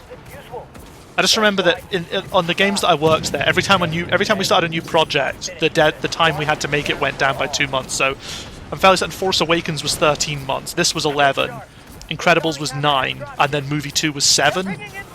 That's what I had in my head that it was. It may not be quite that, but that's what I always seem to remember it being.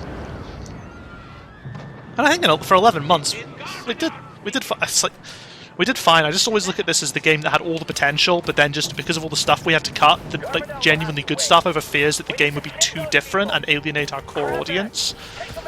Which is, I don't really understand, because I never actually heard a convincing argument for who our core audience was. Because if it's kids, I mean, kids don't really fucking care. I mean, maybe kids are more discerning than I'm giving them credit for. But I mean, when I was a child, I didn't really fucking care if my video games changed from one title to the next. And if it's adults, the adults were the ones telling us to change things. And if it's reviewers, the reviewers were the ones definitely telling us to change things. So I was never given a convincing reason why change was bad. Other than just change is bad. Other than just we don't want to change too much in one go, which I think is just bullshit. Because this is the game that literally no one cared about.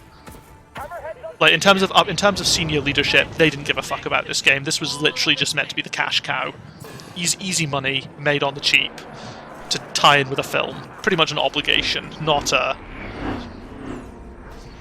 I know. I think a lot of the team cared. Like, okay, a lot of the team working on it cared. What I mean is, the powers that be that greenlit this project just didn't care.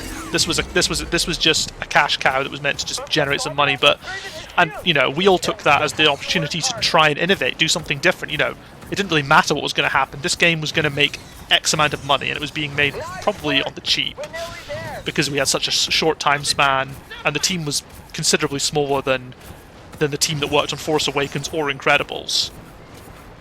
You know, it was being made, for relatively cheap. So we thought it would be an opportunity to take some risks, and we took a lot of risks, and I think it was really paying off. And then they were just like, no, this is too many risks, dial it all back. And it's just such a shame. Because I genuinely think this could have been one of our best games if we'd stuck with everything. may not have been the most polished of them, but I think the risks, I think the interesting and different approach to approaching a LEGO game would have paid off, and I think this could have done really well. I mean, the thing I remember seeing is like this game, even though it reviewed pretty badly, averaging 6 out of 10 in most places, a lot of the reviewers were more favourable to us once LEGO Marvel Superheroes 2 came out, because they kind of compared the two. They looked at the two and just was like, all the cool stuff that was in Ninjago wasn't in Superheroes 2, and you could tell the difference. Yeah, no, I'm genuinely surprised at the backtrack. I mean, at the backtracking, Steve. Like, it was really gutting. Like the backtracking on Ninja Agility was one of them. That was a big problem, and the backtracking on True Ninja as well, and the general progression system that we had, where we tied it all behind that. That was a mistake. Oh yeah, pocket builds. I forgot about pocket builds. But I mean, pocket builds was when the game was even more sort of open-ended.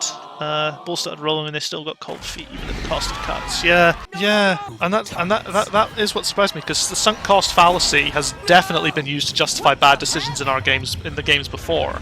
So I'm really surprised that it wasn't done on this one. But a funny thing for anyone here who doesn't work in game dev.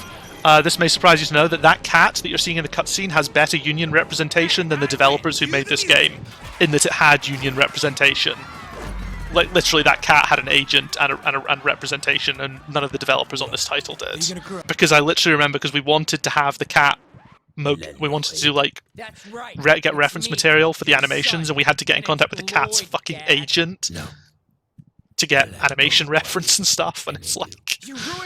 And at the same time, this was happening when the voice actor strike was happening as well, so the reason, like, I'm not saying any specifics, but at the same time this game was being made, all the voice actors from the movie were on strike. Just, unfortunate coincidence, I guess, but, and that's what raised a lot of things about, I remember there being a lot of grumbling in the studio about, the fact that all the video game voice actors were on strike, and sort of, and had union representation, whilst all the devs were sat there crunching their asses off on, and I guess, like, looking back on it, I feel kind of bad about that, because I was getting angry at the wrong people, because I was like, what the fuck, we're working on the game and we're not getting royalties or anything like that, and that was definitely the point, but I was misdirecting it at the actors. Not specifically, I mean, the system itself is still a problem, and it, I guess now there is a degree of unionization. I don't know how successful it's been. I haven't seen any high-profile cases to say whether Game Workers Unite has done much, but I mean, I guess we'll see.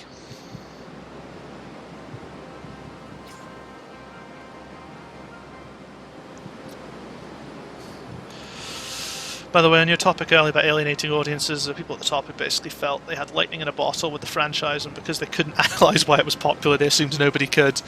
Yeah, no, that sounds about right. I mean, I look at Fortnite and the absolutely ridiculous success that has come out of that game, which is most definitely drawn by kids, and it's like, no, the LEGO games were only as popular as they were was because there was literally nothing else on the market for kids. Not because we'd struck the golden goose, literally because we were the only goose. And yeah, so, but most kids' games just make, do so well now, and that's the thing, and just this complete failure to reflect inwards as what the games were doing. It's just... Oh, look at that! Is that Ghost? Oh no, that Ghost thing's for that, isn't it? Okay. Yeah, screw it. Yeah, no, I mean, I genuinely believe that at TT, the top level, had no idea who our audience was, and they had no idea what our games were actually should be. But they kind of just had to wave their hands around and sound like they were in charge. And I get it, it's, that's, I suppose, the nature of business. If you're in charge, you need to feel relevant, but didn't help the games at all. This one suffered. I think Incredibles suffered as well. I actually maintain that Incredibles is a worse game than this one. This one's just squandered potential, but I genuinely don't think LEGO Incredibles ended up being that great, because there were, again, a lot of problems with that. But part of that came, there were all sorts. I mean, LEGO Incredibles, the biggest and stupidest thing. Yeah, Incredibles. I think I 100%ed Incredibles. I may have given up on doing that. I haven't even played LEGO Movie 2 yet, but yeah, I maintained Incredibles was a worse game, even if all the systems underpinning it were actually technically better. The absolute worst thing about Incredibles is the fact that you have to play is the film order. The fact that you have to play film 2 first. I mean, film 1 was actually better in terms of both being a better film, because film 2 was a bit meh in general, and because we did all the film 1 levels first, they have more polish. But I can skip the. Sorry, I don't. Sorry if anyone's missing the story. I didn't realize I could skip cutscenes on the first playthrough. Sorry, I should have been doing that the whole time. Absolutely fuck watching the film, the sort of abridged version of the film. City's in trouble. We need to find the others and get to Master Wu. Sure, but are you okay, Lloyd? Let's just find the rest. Jay has got one of the best takedowns, where he just kicks them in the groin. It's so good. We had to change it a little bit because it was too much like a. I think the exact feedback was it feels too much like a bar fight kick than a ninja kick. Because before it was basically just a running forward kick straight between the legs. It was great, but I'll maybe play as Jay just so we can try and see that. Yeah, Incredibles was a really tough one to finish. I had issues with it. Like, again, there's some really cool stuff going on in Incredibles. Like the Elastigirl tech is all amazing, and you know I'm really proud of the AI improvements that I made for that game. But it just wasn't fun. And I don't really know why. I can't really put my finger on why. Poor little thing. Again, I think part of it is that, you know, Incredibles works as a film, but as a game it kind of just ends up feeling like a subpar Marvel. Pun actually not intended, but that works. Whoa, you did it again! Sweet stuff. Garmadon's taken over the entire city. Or what's left of it after the cat attack. Run from the beast! Out of my way! Oh man, just look at my jet. Think you can fix First it, Incredibles movie is the best Fantastic Four movie. Yeah, pretty much. The first Incredibles movie I do really like. The second one I struggled with. I thought I'd like it because there'd be all these cool characters, all these cool extra characters, but none of the extra characters were particularly cool. weren't that particularly interesting. It was Watch out for those flying clams! and I can't help but think they were trying to be. I don't know if they were trying to be clever or not with the villain reveal. Like, I couldn't actually work out if they were actually pleased with themselves over that or not. It was weird. Okay, that's just. Oh, okay, so this is just some maneuverability stuff. Fly kick the flying clams! It's called the floating butterfly. Hey, I told you that! The VFX was on the wrong side there. Yeah, I mean the sequel's I guess maybe worth seeing, kind of. It doesn't. I don't think it really knew what it was trying to do. Like I didn't. You know, the first one had like a. Felt like it had more of an arc. The second one just seems to be a series of things that happen, and basically ends with what feels like the same lessons being learned again. That's a spear. But it looks really nice. Like, you know, Pixar animation. What you get what you expect with that. I might be able to use my sword flurry. And there's a few genuinely funny moments. I just don't think it holds out as well as the first one. So tired of Garmadon.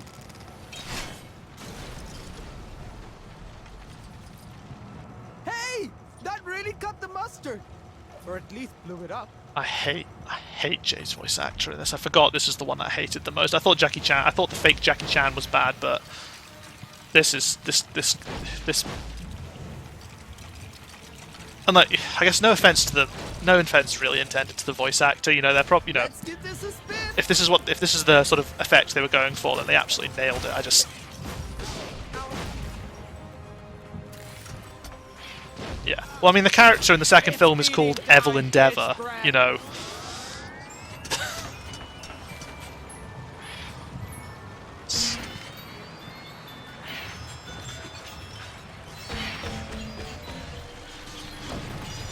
And again, I can't work out if that was them being deliberately obtuse or if they actually thought they were being clever with that. Like, Okay, the way's all clear. because it genuinely strikes me as the kind of move that it's just like, oh, haha, we're so clever with our pun, but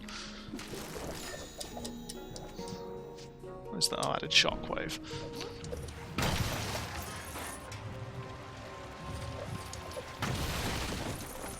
Like, I kind of liked her backstory a little bit. I just think the whole screenslaver thing ended up being a bit weird. I feel they could maybe just, like, I like the backstory of her, of like why she's evil. Like, I thought that was okay, handled okay in the film. But like what she actually then goes on to do with that is a bit like the whole the screenslaver stuff and the bait and switch with her, you know, with her just controlling things rather than being the villain. Like, it's all right.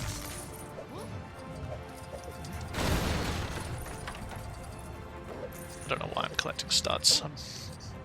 I'll probably play this. I'll probably stream this game multiple times. I might just end up streaming a 100% of this because it's a good excuse to bitch about game development, and there's always something to find to bitch about in this game. Here's Cole. He looks stuck. Let's find a way up to him.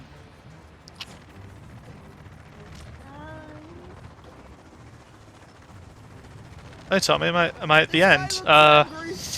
Wouldn't you be angry working for? No. Oh, thank you for the follow. I need to fix the size of that. That alert box is tiny.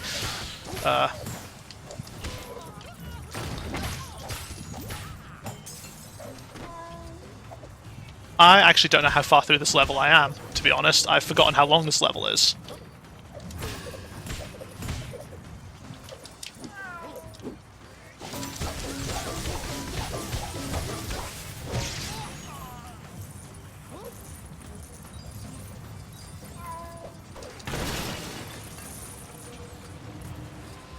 About a quarter. God, that cat. I do remember that being one of the biggest concerns for this title, just how the fuck, you know, how good, you know, that this will be the test. We have to, oh, they want a, our LEGO video game needs a photoreal cat. That's going to be interesting. Oh yeah, no, Tommy, we've basically just been saying the exact same thing. Most of the, you know, Jesus Christ, what is with the slippy collision on these things? Bit extreme. Do I remember the fur shader? I think I briefly saw the fur shader. I think it's because someone else emailed me. I honestly can't remember what the fur shader looked like in the end, but I think I did see it. But wasn't the concern? Oh man, they didn't wait till it was off screen before they removed it. Maybe that's just because the angle I was looking at. Yeah. Again, I don't think the problem was necessarily with the shader. I think it's more just the fact that I don't think the game was up to handling it, up to handling what it needed to be to look good. Because LEGO games aren't exactly.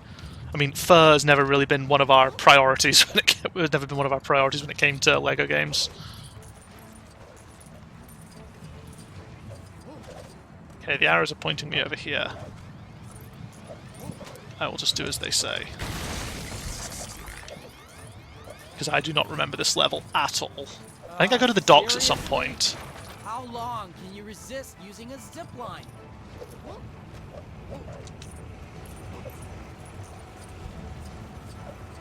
Hold on, Cole. We're almost there. Unless we fall and have to start all over again. Why did you say that? Just being truthful.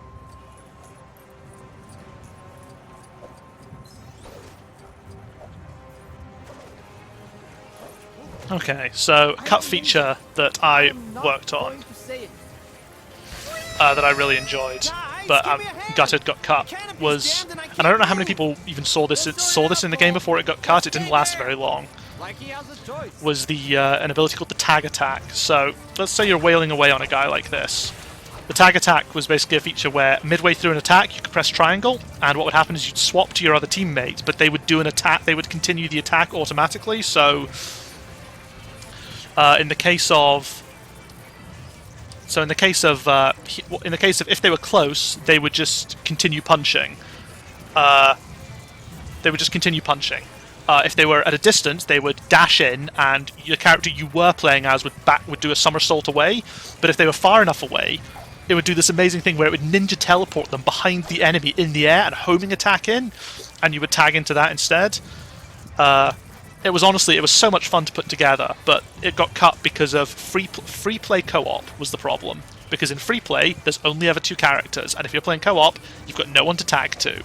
So we ditched the entire feature, which was finished because of that. Because the only other alternative was exploring a way of effectively loading a 3rd character who would hide underneath the map until you did a tag attack, and then they would teleport in, and your old character would teleport out of the map and unload, and we'd just do it that way. But I think in the end it was decided that just wasn't worth it. But yeah, that was a combat feature I really liked. You know, getting to press a second button when in combat was great. But unfortunately, yeah, that's what I said. Why wouldn't they just turn it off? I said literally, you know, like it didn't even need to turn it off. Like the tag attack literally just wouldn't work if there was no one to tag to. So, you know, we could have left it and it would have worked. But I guess like I can understand co-op parity. I guess like that is a thing, but yeah, I mean, I'm gutted it went because it was finished basically because we didn't require any unique animations. I was able to build it entirely out of our existing combat stock. You know, because it was just either a punch, a dash attack, or a homing attack, and then a little bit of work to play the ninja smoke particle VFX, and you know, just some work to calculate, you know, which direction your partner should roll away from to get out of the way of the attack and so on. Like it was ready. It was good to go. This is all my fault. You can blame yourself later. Right now, we gotta survive. Take cover! That transparency is not great, and I'm sure I remember Steve complaining about that because it used to be a lot more actually transparent, but due to like memory issues or something, I can't remember exactly what it was. We had to make all the glass had to be a lot more translucent than we wanted it to be.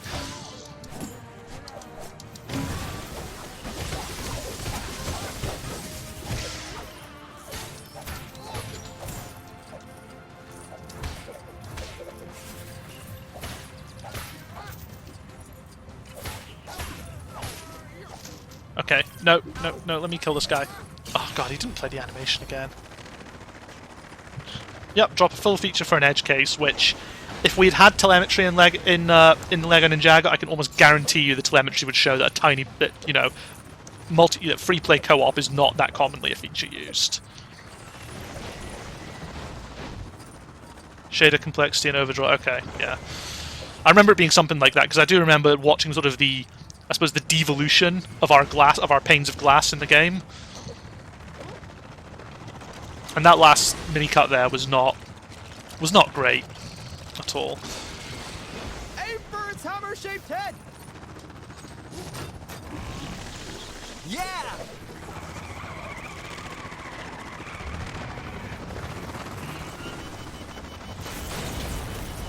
I just noticed something there on Lloyd, by the way. That, like, what is that just faster building? Like, he's not meant to have that yet, is he? Like, isn't that his Spinjitzu ability? Don't look down. Don't look down. Don't look down. I see Kai. I see ice cream. I see stuff to smash with my hammer.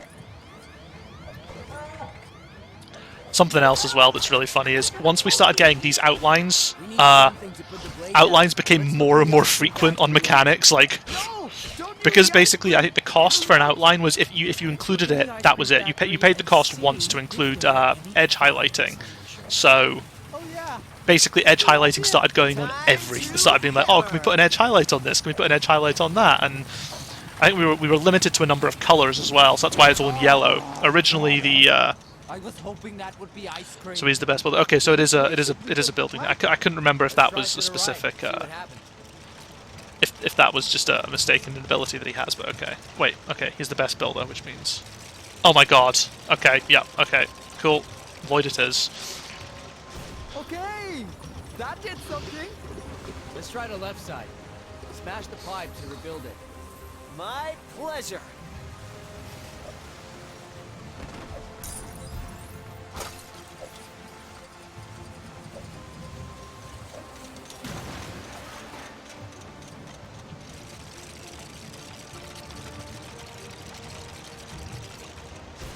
Okay, let's hope left is, right.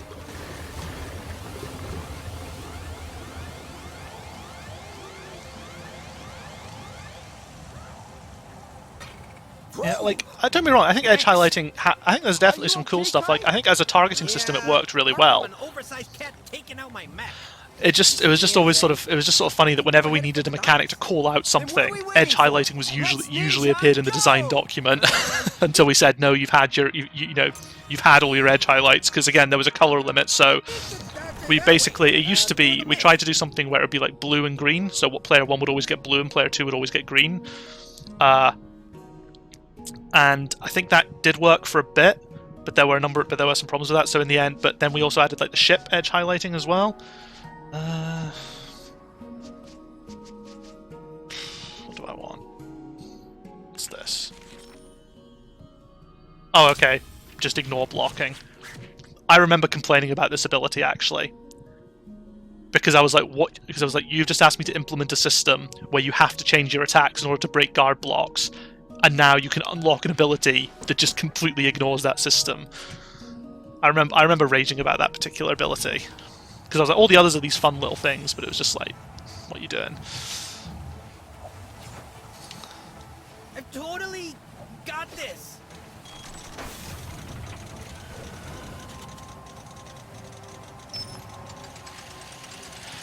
So yeah, so we had blue and green edge highlights for combat, but I think we just changed. But the thing is, they wanted to change it for enemy guarding as well. So in the end, we just settled on yellow for targeted and red for blocking. Might be a good distraction. As long as it doesn't eat us. We'll be okay as long as we stay as hidden and quiet as. Jesus Christ. Exactly.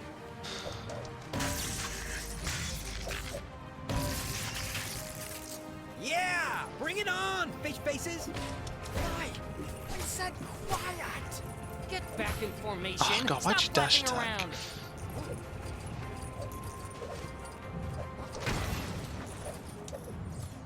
Okay.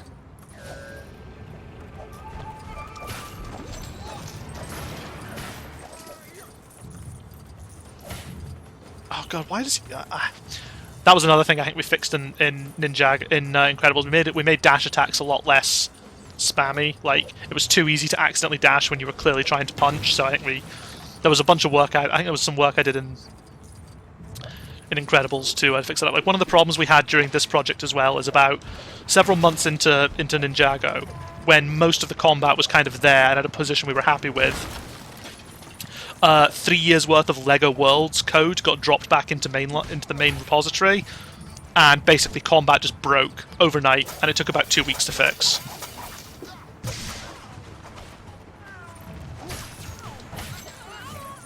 And I remember being incredibly pissed off because we were given basically zero warning that the code drop was happening. Yes. And it broke everything. Like, literally everything, because LEGO Worlds combat was completely different from Ninjago's, and had been redesigned to work on the World's tech. Oh, I think it's because you have to reach a certain point before you unlock more takedowns, maybe. I honestly can't remember how we did it. I can't remember if we locked takedowns behind progress. Takedown animations. That rings a bell. It may have just been something we discussed. I can't remember if I actually implemented it or not. But the fact that I've seen Jay do the same takedown like 3 times in a row now suggests to me that, because I'm pretty sure I wrote it so that you couldn't do the same takedown 3 times, you know, multiple times in a row. It'd always cycle through them.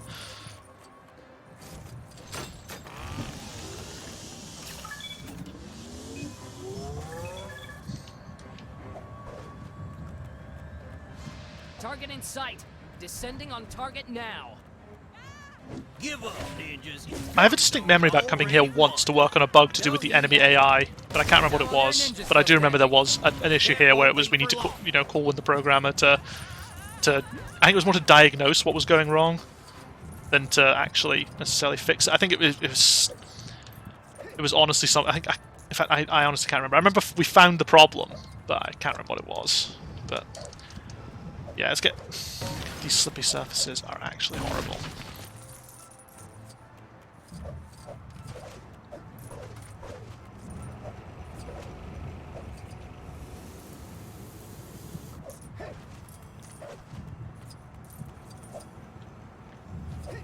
Yeah, like previously, in the old system, you could have literally just been able to... You could have either taken that there, or you could have just wall run all the way around this, and it would have had the same result. Like, there was all the, such cool design for all that stuff, and forever salty that it disappeared.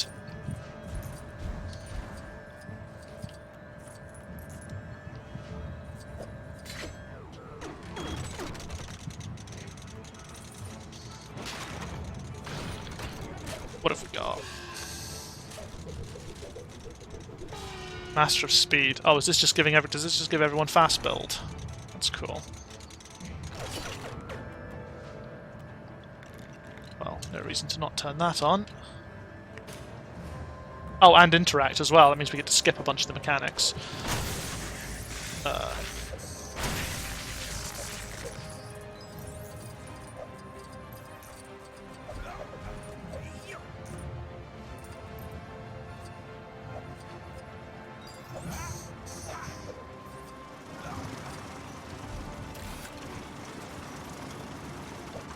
That's glowing, which suggests it's important.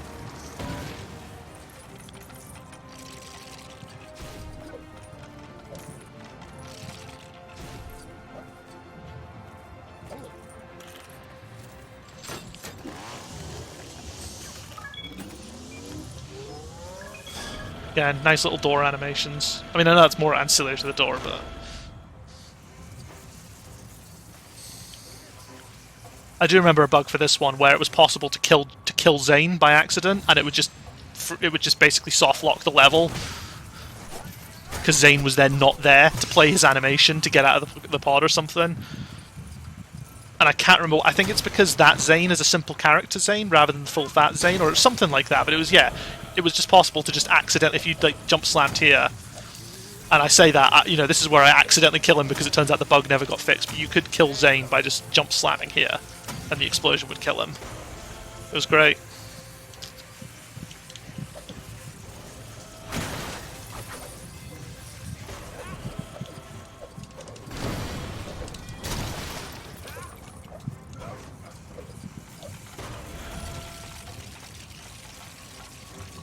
A giant firework! Oh boy, don't try this at home.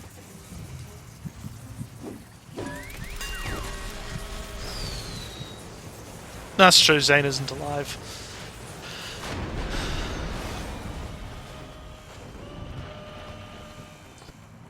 You didn't have to do that. I was happy to chill.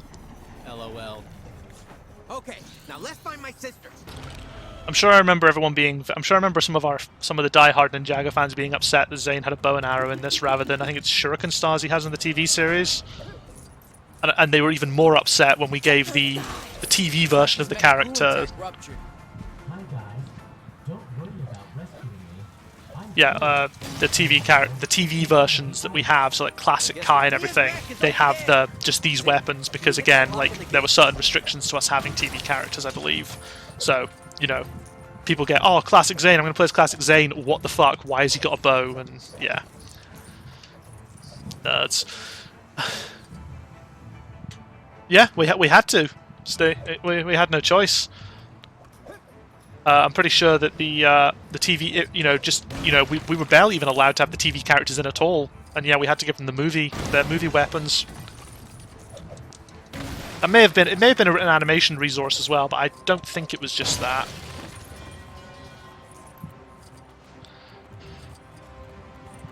All the party characters had to be loaded, but in order to cut down on memory, they had to have their abilities removed. Yep, that sounds about right. So we just had to work out all the abilities we couldn't take away from Zane, because yeah, basically I think he had the ability that means you can't kill, like invulnerable to explosions or something. Bloody hell, Jay.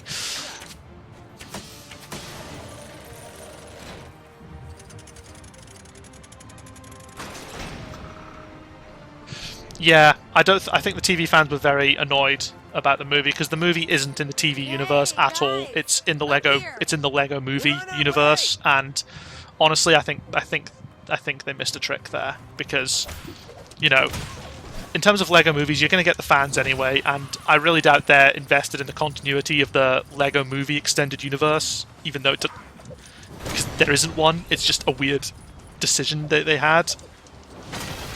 And I think if they just made it TV show continuity, it would have been much better received. And again, like if we'd been allowed to have the TV show, Ninjago wouldn't have got dissed for having one of the smallest cast of characters in a LEGO game.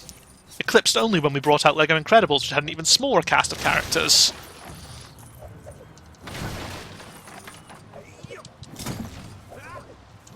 I didn't know enough about the Ninjago TV series. I still don't know that much about it.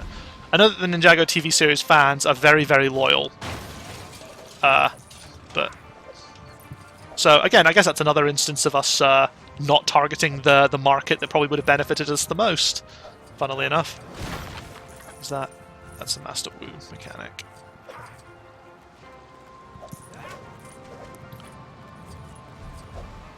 Because I remember when players first saw Spinjitzu in this game as well, where instead of turning into the tornado, you threw it like a Kamehameha. They weren't very happy with that either. Would I come looking for you? Like I think the most charitable I heard was, "Oh, it's cool, but it's not Spinjitzu."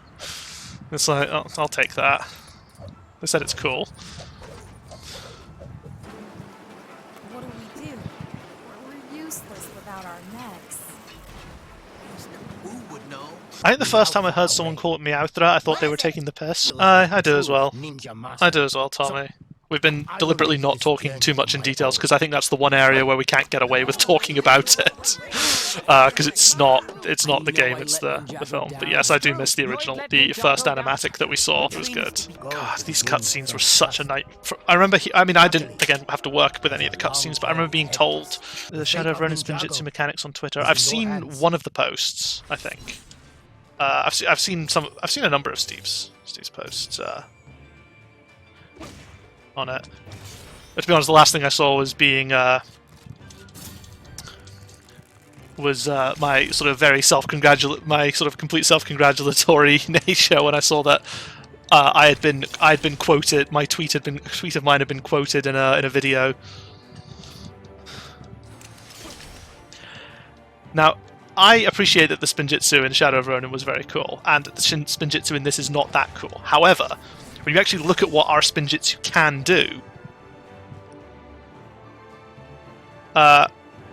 it's pretty nice. Like, I kind of built it in a way that would let us have any character could have any combination of Spinjitzus unlocked whenever we wanted in the story. It was pretty ace. We just never actually utilized it because I was basically given the spec that there'll be a character who can do all the Spinjitzus. So I had to try and think of a way that... So basically all the Spinjitzu elements are just generic data you attach to a generic Spinjitzu ability. So all the characters are effectively using the same Spinjitzu, but we just give them different element data. It was cool, it worked really well. Except when I accidentally broke all build-its in the game. That didn't work very well.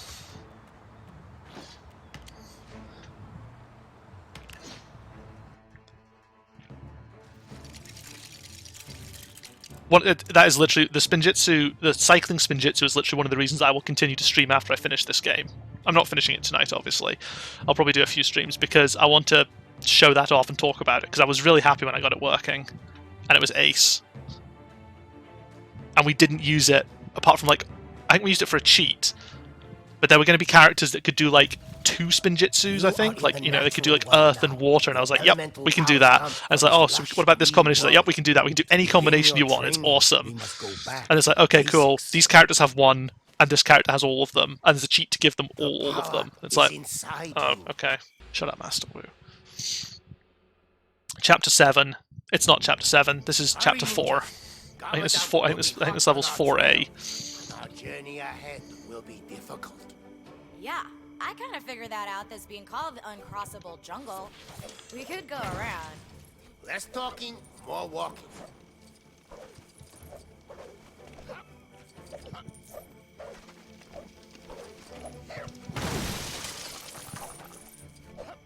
If this jungle is uncrossable, then why does it need a gate? Oh, wait a second. Can I... You can kick those, can't you? I remember, I have it in my head that you can kick, that was a design thing to kick those and sort of... And that, yeah. My staff can be put to good use here.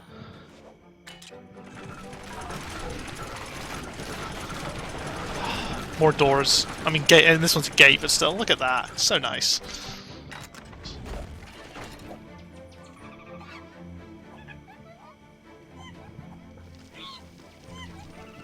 Where do you think that monkey's going? Really cool piece of technical artistry in this one. Please shout it out if I'm too unobservant to miss it or to see it, I should say. Wow, I haven't seen this. Oh, much cool! green I'm sure I turned on display capture for game capture, but instead it's showing just the whole display, so everyone can see when my Steam friends log in. That's cool. Can I fix that?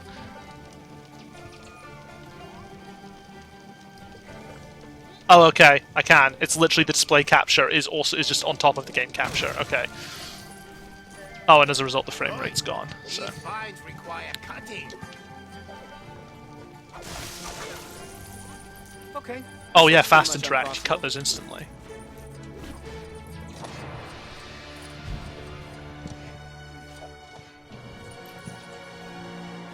Ninjago City. Might be the last we see of it for a while. Often, the fastest way back is to go forward. Bubbling floor. Oh, cool.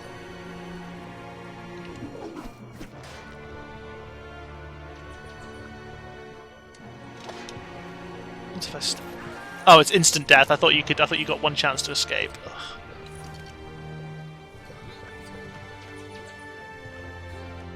Oh, that's cool. Parallax mapping with a flipbook of multiple animation frames. Yeah, it's a really nifty. It's a really nifty way to achieve the effect, and it works. It works really well.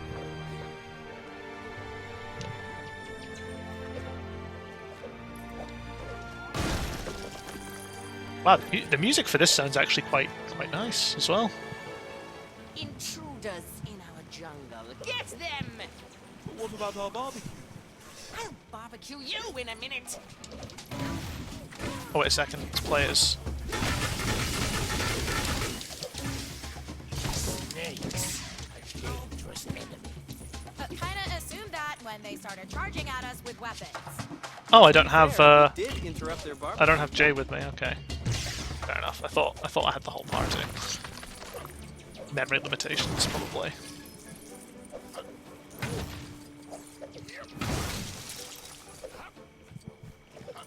We need to figure out a way across that road. Oh yeah, for context, the speedrunners, at the very start of the level, they can basically do a trick that lets them just jump all the way out of bounds and land on the other side of that gate there, from the very beginning of the level. It's very disgusting.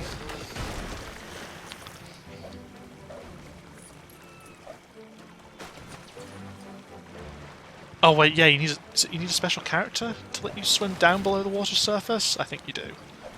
If you can. Either that or I'm just missing all the control, or I've just forgotten all the controls.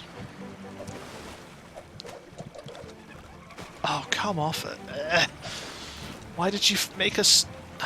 Thing is, I know exactly who was so the second culling was the whole you can't just hold down X and push forward to jump. And I know exactly who was responsible. I don't want to name names specifically, but I know who was responsible, and I'm so angry at them for making us do that. What's that? The way forward. But to gain access, you must harness the power of Spinjitzu. Start using Spinjitzu, and now it's gonna. So yeah, so there was all sorts of work I did to sort of handle, Spinjitsus of varying sizes. Oh, and tutorial. And again, to let it sort of contextually, know what to target and to change types if you targeted something that you could, in theory, Spinjitzu, but weren't actively using. It was great. Sorry, monkey. That was an accident. Aw, he's helping us. Or he is angry. I don't think I've ever heard anyone ever say anything positive about crawlies in LEGO games. I don't think any dev has ever said anything positive about them. Nia, end of your spear is a very good tip, is it not? I mean, feel free to correct me if I'm wrong. It just never stuck out to me as something that anyone ever enjoyed.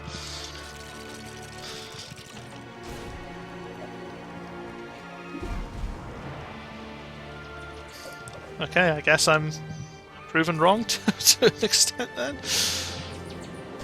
Tommy loves.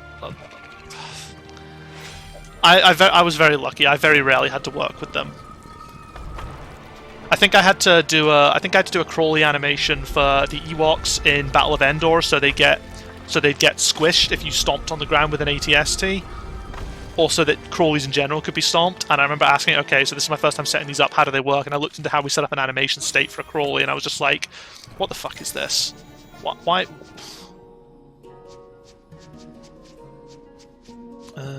Longer stunt. Screw it, let's just do this one.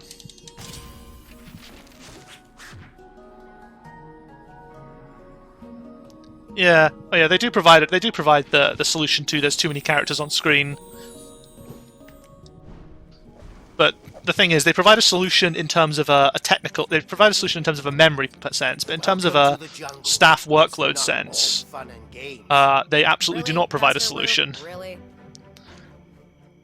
They just cause headaches and make everyone hate you. And I'm telling you, ninjas don't exist. That goon had the cheat active on him. That is very Others, strange. You don't listen to those snakes, do you? I'm telling you, for the last time, there's no such thing as ninjas. 100 crawling minifig characters. I mean, that was basically Force Awakens as well. The Endor battle, there were like 100 fucking Ewoks and stormtroopers running around.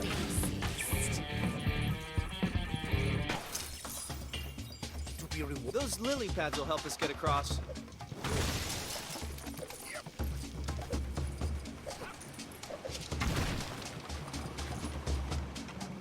Oh, that guy's still alive.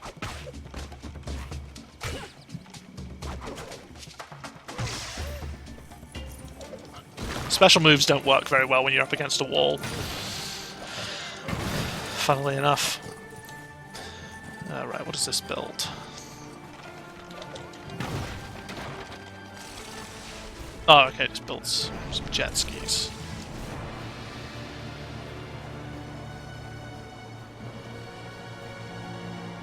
But I'm not getting on that because that is a LEGO vehicle and I know better than to get into a LEGO vehicle.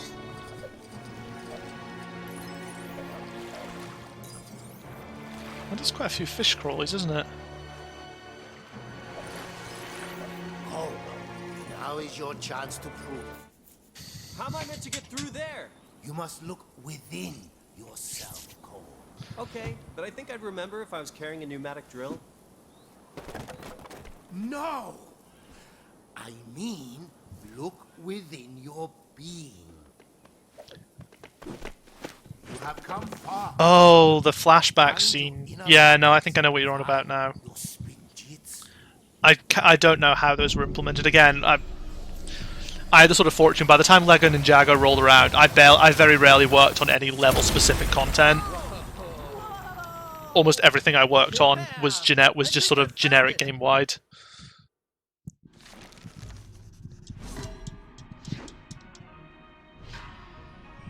So, cracked LEGO is a mechanic that's generally really simple, but I quite like it. Purely because I did a lot of work on it on Force Awakens, like made it more data-driven. Because cracked LEGO before Force Awakens was pretty much entirely hard-coded, all the settings for it were. But we wanted characters to interact with it differently, and I remember we had the FN2199, I think it was, the traitor stormtrooper. Stormtrooper, is that the correct? Yes, it is the correct word. And he had like this really badass animation. We kind of pull out the bat and spin it round and then absolutely obliterate the wall. And all that just wouldn't have worked normally, so I did all this sort of data-driven stuff, and I've had a soft spot for cracked LEGO ever since then. Obviously in this one it's a bit simpler because we literally just go, nah, smash the cracked LEGO.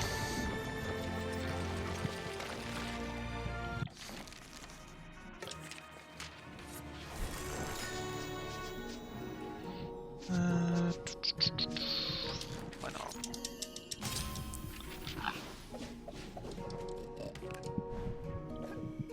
Spooky. Think this is where those snakes live? If it is, then I don't think much of their home decor. I think they heard you, Cole.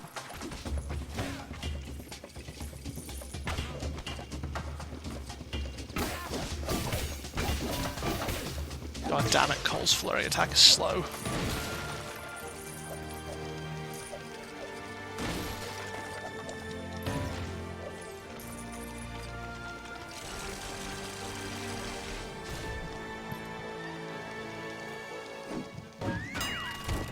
I think you should smash that, Cole. Remember that it looked awesome.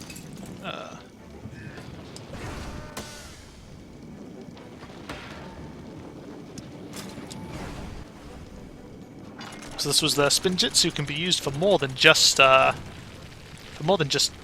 specific problem solving. You can use it for anything.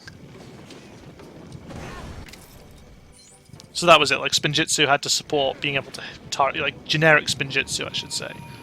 Why can't I? Oh, that now I can target it. Cool.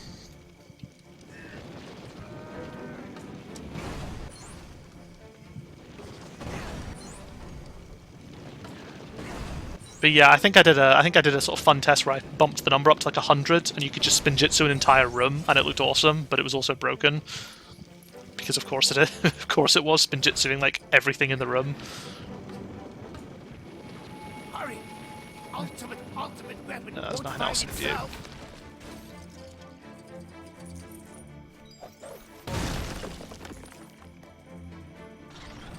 Hasn't been used in a while. Good. That means Garmadon hasn't got ahead of us. Ah, new path appears.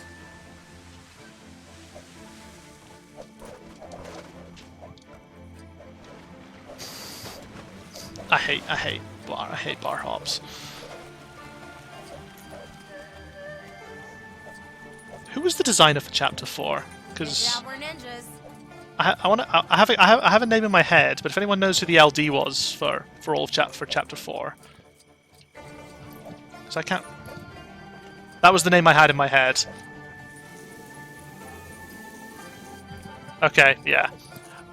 Like I feel like you know I was playing Force Awakens and there were times when I felt like I think this was an Ed level, and I think it's kind of. It is interesting how some designers like there's like almost feels like that signature, and I know that Ed, especially in Ninjago, was a huge fan of chaining a lot of the traversal stuff together.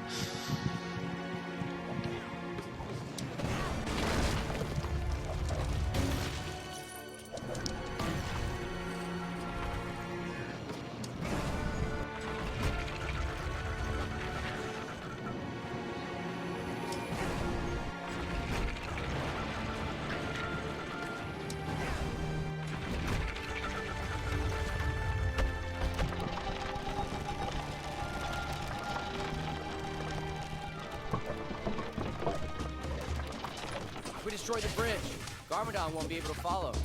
Lloyd, what is it with you and bridges? Just leave them alone.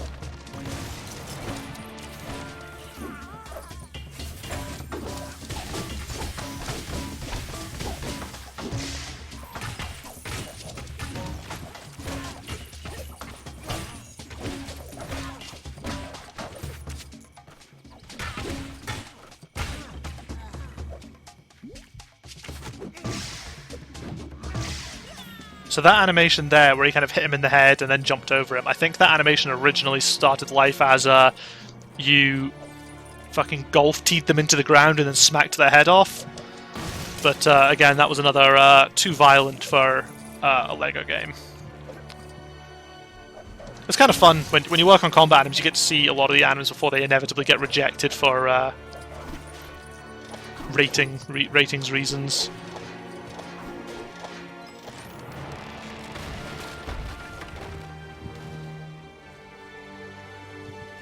Okay, we're back here.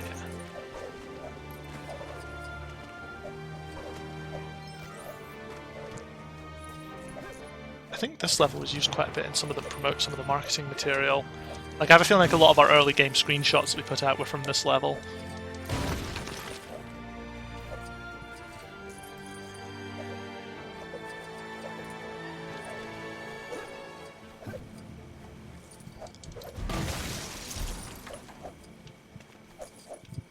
Okay.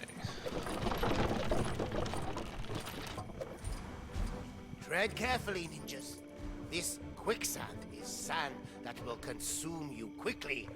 That's why it's called quicksand. Very clever name. Oh, nice. Okay. So how do I get up there? Do I need a speedster to get up there? I can't. I'm sure I had in my head that that's what was necessary, but let's see. Let's have a look at the other side.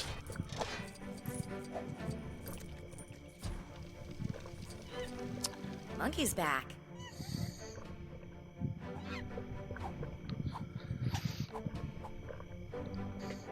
Smart little fella. Hey, Monkey. Know where the ultimate weapon is? Oh, is it literally? Destroyed bridge. Have you been here before, Lloyd? Hey, Oh, and look, the streaming zone's reloaded because that thing's back. Master of Time. Is this just the old-timey movie effects then?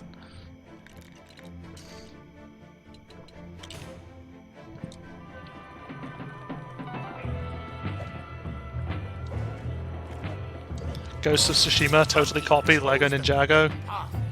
Would be wise to Let's get that follow out there. the ninjas.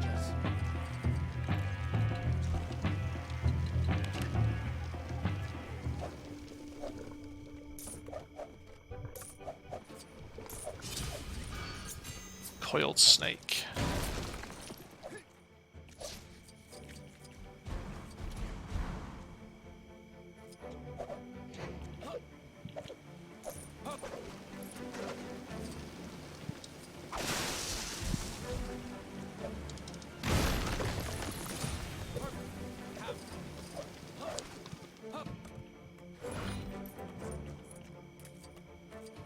That's silver Lego, I think.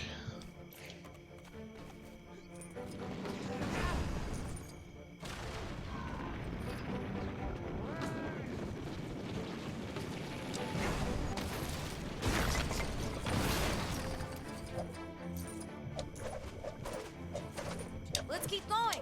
Nothing can stop us now. We'll just break the enemy's guard, just complete guard break.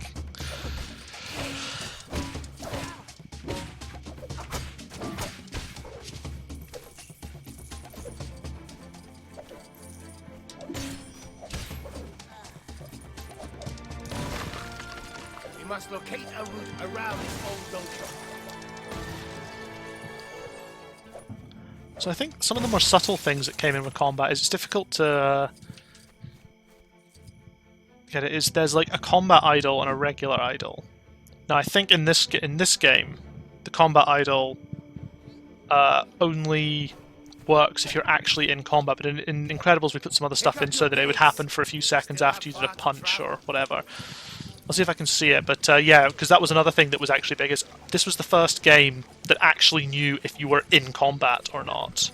Like, all the previous games had these really convoluted ways of kind of guessing, but there was kind of just a universal way of just asking if any character was in combat, and it was sort of cached off and stored properly, rather than having to do all these horrendous on-demand checks all over the place to kind of approximate if someone was in combat. So we used it to effect for things like combat idols and so combat idol animations, the combat music that plays whenever you enter combat, stuff like that.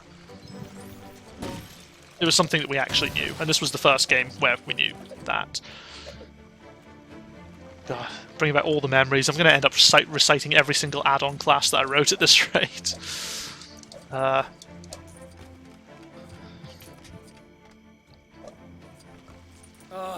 Couldn't we have just gone up the stairs inside? Oh, you're kidding. She's all the way down here.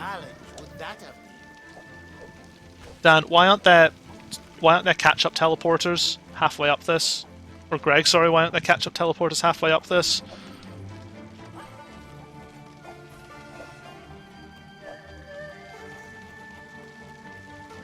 Like, here. Perfect place for one.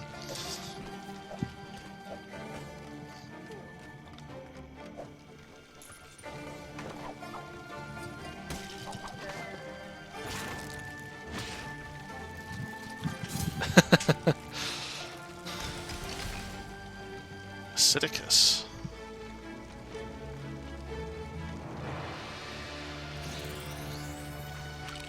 Honestly, it probably wouldn't surprise me if it was something like the AI are just too unable to navigate the whole thing, so player has to do it all. Look out, Monkey. Oh yeah, I'm gonna get down here and they're just gonna be here. These guys are determined to stop Yep. us.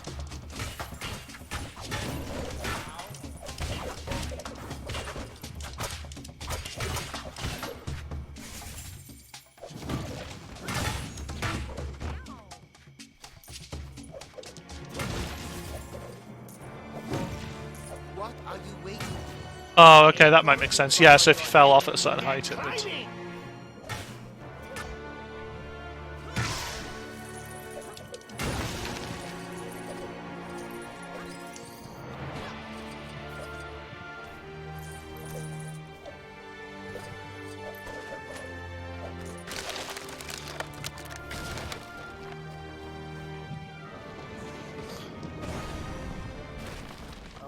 Cole.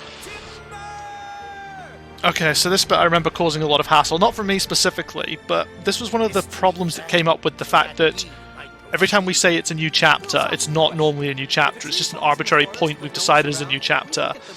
And this was the first instance where we tried to play a cutscene like this mid-level, and do all the sort of chapter transition stuff mid-level, and it caused a fucking fuck ton of issues, because it isn't a new level, it's literally just a trigger zone that turns on, that effectively acts like a new level, and it was...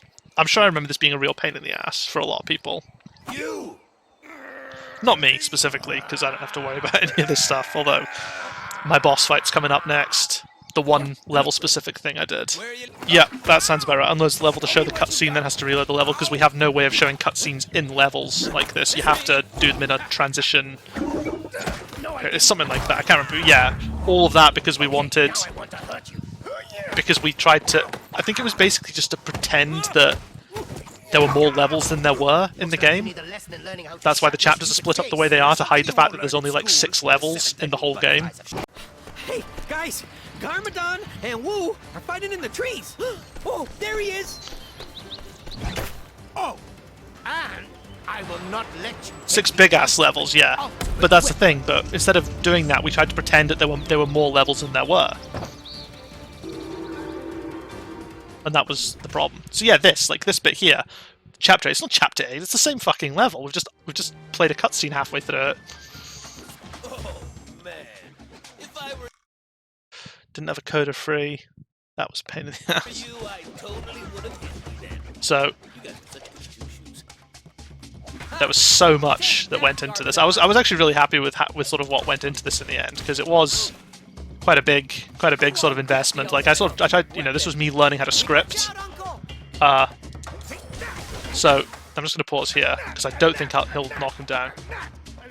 So this wire fu you're seeing here isn't using the existing wire fu system. I wrote a completely new thing for this because there were so many specific things they wanted to do that it was actually quicker to just rewrite Skyward Dragon as a special Skyward Dragon for this boss fight than to try and add everything into the existing one, whilst also keeping the existing one as it was.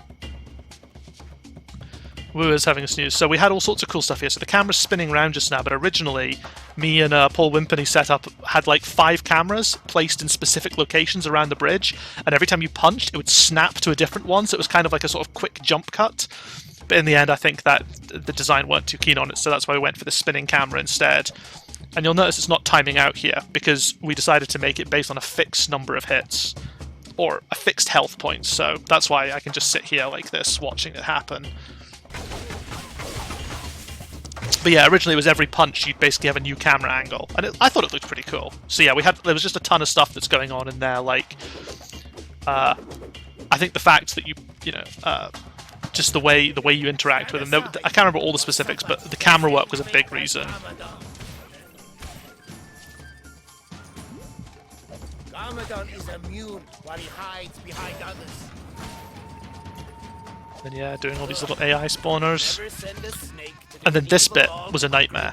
The bit where the bridge fucking moves like that, originally it was much more extreme, but because of the physics system in the game, because the physics system was too slow, if the bridge moved too much during that bit there, the collision capsules would just fall through it every single time. Like, it used to be when Garmadon hit the bridge, he would absolutely fucking annihilate it. It would just completely go everywhere, but it was impossible to...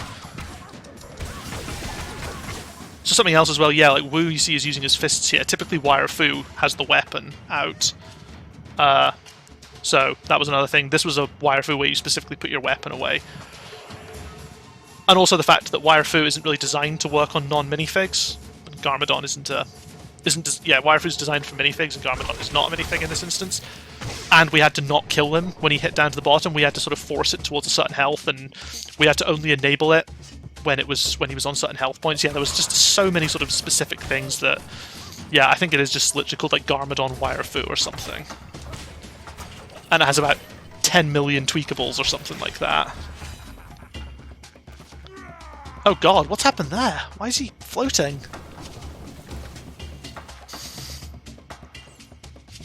Wow.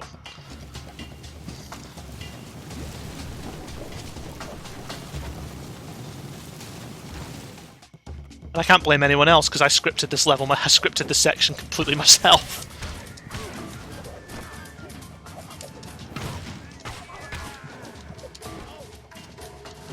Oh yeah, and then on the final one we had to trigger like a level message literally on the final hit, so that when he hit the ground this would happen. And again, had to go straight into an end level trigger. It's probably going to be a good place to call it. Stream's been going for about 3 hours now, so I'll probably finish up, maybe run around, have a look at some of the free play stuff. See what dojos are unlocked.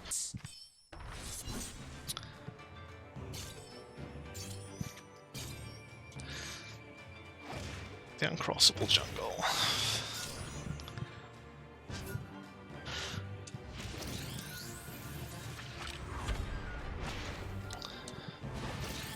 Spinjitzu mastered. That's Spinjitzu.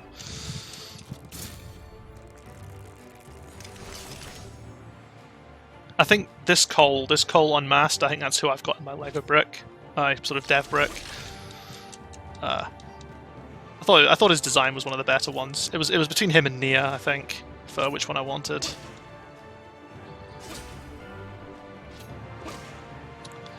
Speaking of Lego bricks, I never got my Lego brick for Lego Movie 2 in the end. I was told that they would mail one out, they would mail it out to me, but that never happened. And honestly, the temptation to buy one off of eBay, just because I should have one, because it's like, you know, that way I will literally have one for every Lego game I worked on, is high. But so what's in here? Slithering Catacomb. Oh, this is the Pythor one. This one's okay, actually.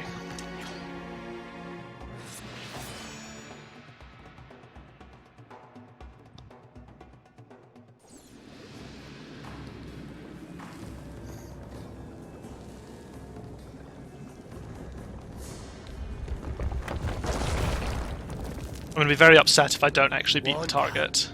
You're not alone. I don't see anything.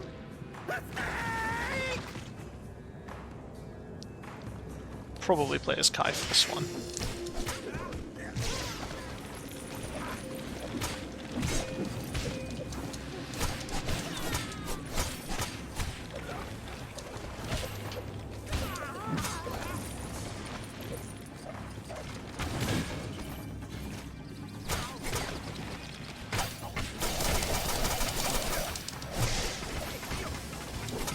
So this is a level where the ceiling was a problem for the Wirefu.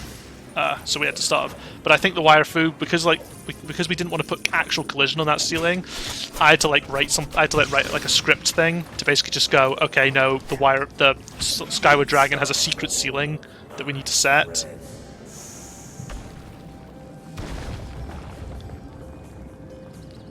Because yeah, the alternative was asking level art to actually put collision on the ceilings, which was like, that's probably not great.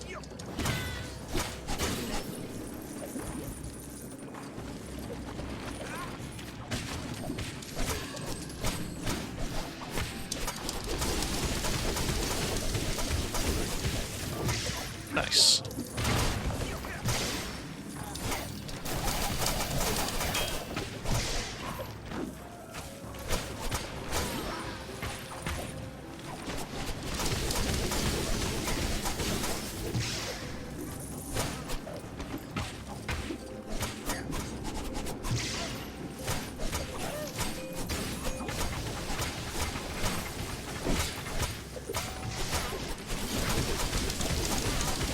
There we go.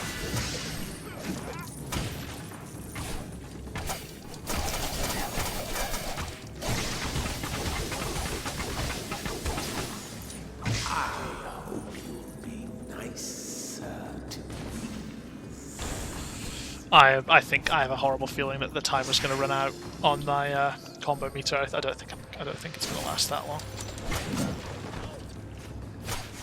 All right, maybe not.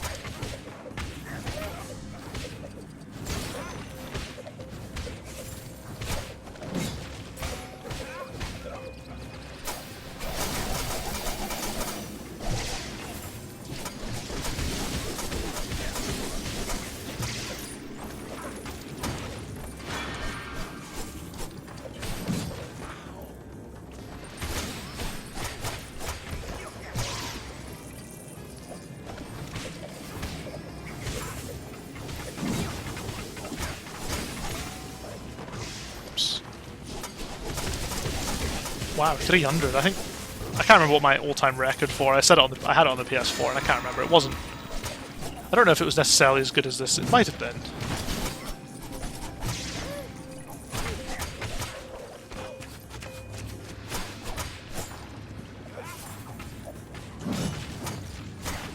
Ah, there we go. 326. It's not too bad. Yes, these are the movie characters fighting the TV enemies. So this is one area of the TV we were allowed. All the dojos are from the TV show, I believe.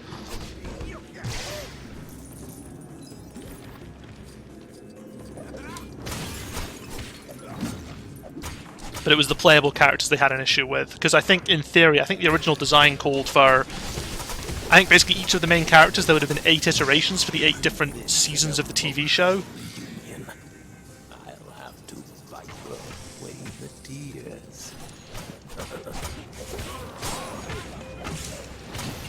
Oh yeah, Pythor's a brute, isn't he? Oh, and he can...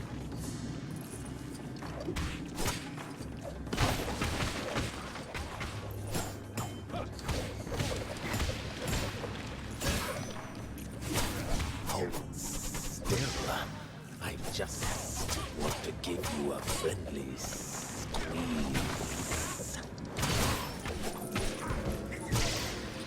Yeah, the original character doc was, like, massive, because it had everyone who'd ever appeared in the TV show. Because Steve was a massive nerd and knew them all.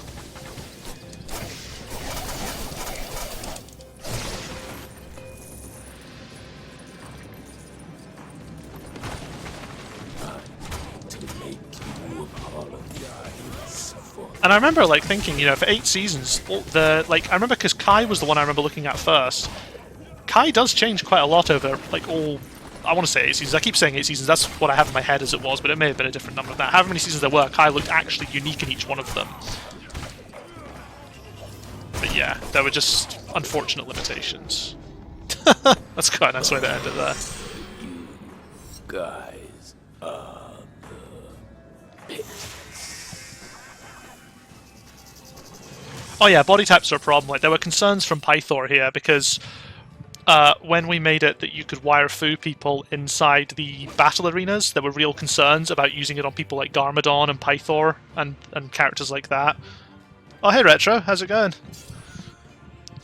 Welcome to the spite stream that's not actually been that spiteful. It's been a bit of reminiscing.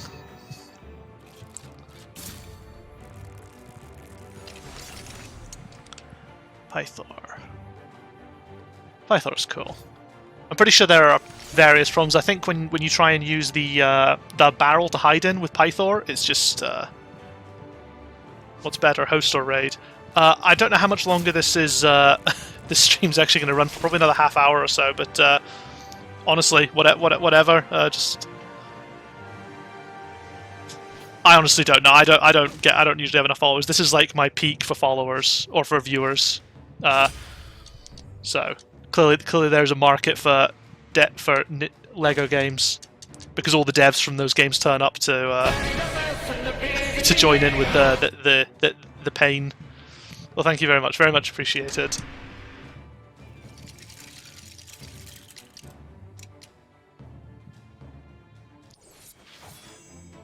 Yeah, so far most of the stream has just been complaining about the development hell that this game went through.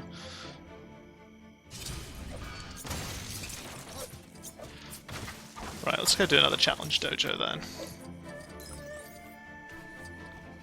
13 seasons of LEGO Ninjago. I mean, that's the thing, it's like, there was always the claim that it was, I mean, I'd never really heard of it beyond, like, you know, I was like, oh, okay, I know it's Lego's own sort of IP, but I just didn't realize it was that popular. But 13 TV series.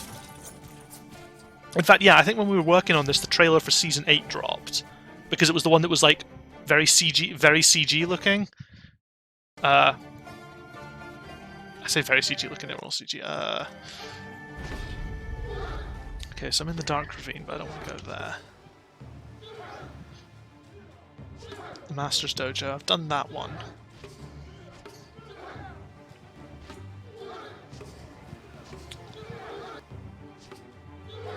Collapsing Condo, let's do that one. That one's quite fun.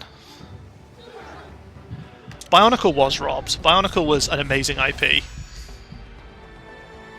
I will defend the Bionicle IP forever, it was great. I remember going to see, I think it was the Golden Mask, or the Mask of Light, or whatever it was, the first Bionicle movie. I'm sure it was in the cinema, and it was terrible. Even if we kind of wreck it in the process. Okay, so I don't get any of the particularly great characters for this one. So this dojo, despite being the first dojo you unlock, basically, was actually, I think, the very last one we developed. I think basically because of General Number 2 and her ability set. That was one of the reasons I think it was one of the last, but this was Dojo 10 in the list, I think. Pythor's, I think, was Dojo 2.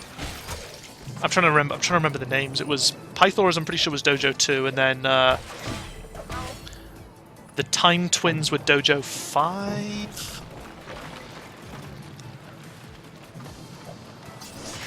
I just can't even remember how many dojos there were. Let's see, what is it? There's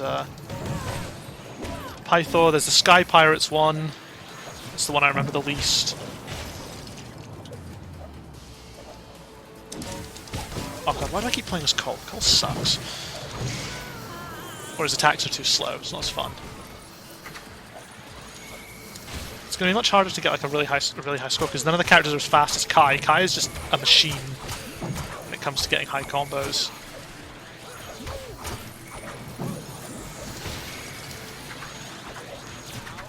These things, the tinies, I hate them. I didn't like working on them. Because they needed to levitate, but all the levitation code up to that point was based around an entire context built around levitation. And it wasn't as fun, so it was like, oh yeah, we need to take all the levitation code but separate it from the context. Great.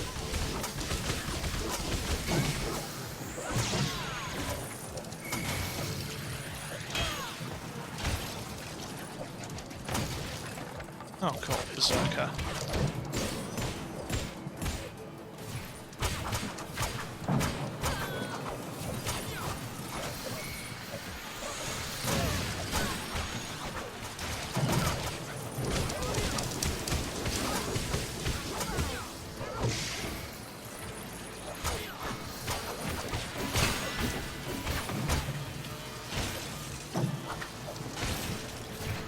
God, that screen blur as well.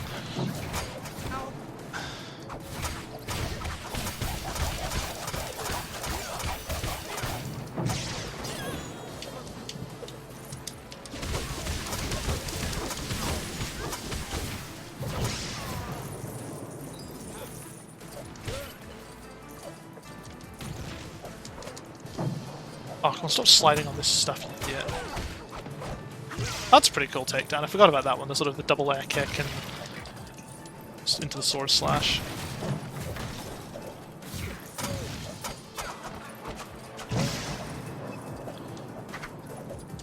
That was another thing that I think, that's another thing now watching this, that Ninjago definitely started to start influencing, is all the Dutch tilts on the camera. So yes, this is whatever it is, General Number 1. She is awesome. Her character design is just is one of the best in the game. And I think she's the only character in the game, the only enemy in the game with double guns. So she is one of the most unique enemies we have in terms of ability set. So I'm gonna kill her goons. I don't know if they're infinitely respawning. I have a horrible feeling that they are, but I need more coins anyway, so it's not necessarily a bad thing.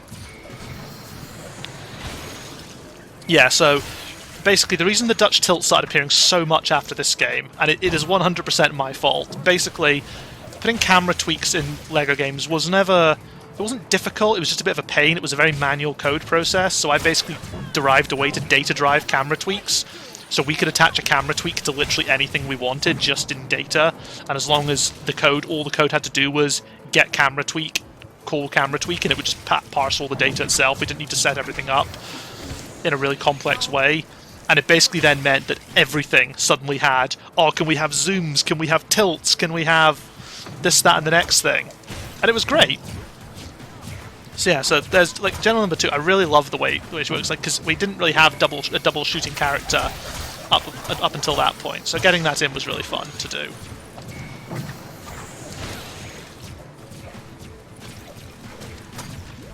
I haven't actually seen the first Thor movie. I saw the second one and then decided, and that was enough to make me not want to see the first one. I know that sounds like a really weird order to see it in, but my girlfriend at the time wanted to go see it, so because she'd seen the first one. I didn't really care that much about Thor as a character, but we went to see it, and it was pretty bad.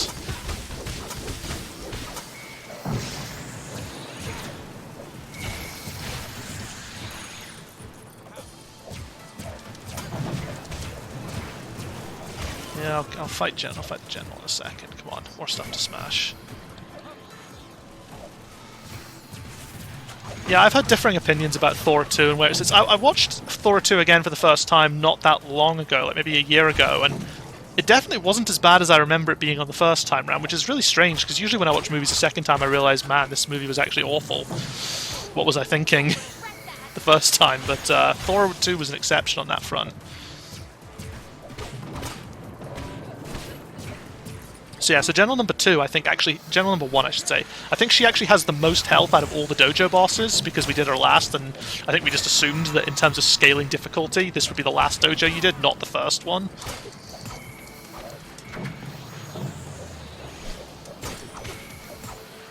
But she is, I think she's really awesome. And again, the minifig's really cool, because you get that really cool sort of that cloak, that sort of cloak and sort of whatever the thing behind her, behind the back of her neck is. Oh wow. Died. That's not good. And because she is so relentless with her shooting. Again, I want to see what happens when she shoots. Does some of them always miss? No, I think maybe General Number 2 also doesn't miss with her shots. That might be another thing that's special. I keep calling her General Number 2 because that's what she was meant to be. Yeah. Yeah, Dutch tilts, they became an obsession in this because like it was so easy to debug them as well, because like as long as you knew the name of the tilt of the particular camera tweak you were interested in, you could just open up the debugger when that tweak was active.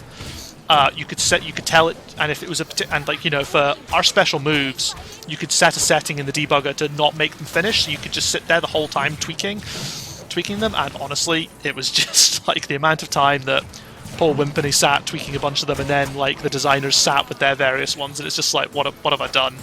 I've enabled, so every single mechanic after that had like this big block of camera data because it was so easy to assign it. But at the end of the day, it sped up our workflow because it just meant I was like, oh, okay, this mechanic supports this data structure. Okay, get the data, call it.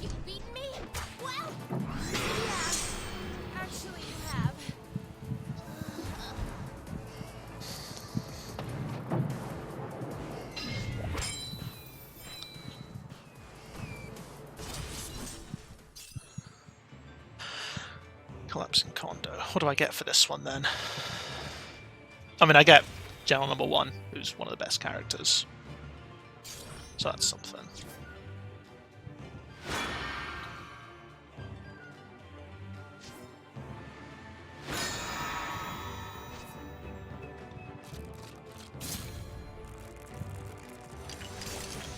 Oh, and Pajamadon as well. That's cool.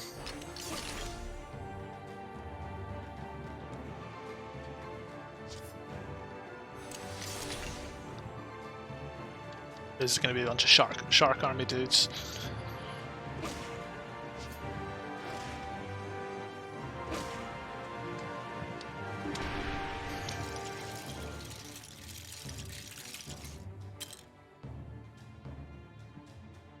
Wow, those loading times on PC are so nice, because it's honestly like 30 odd. It's like 40 seconds on PS4, I think. I still not reached the Secret Ninja base. Oh god, her melee's so slow. But the bolt, look at those bolts, they're so nice.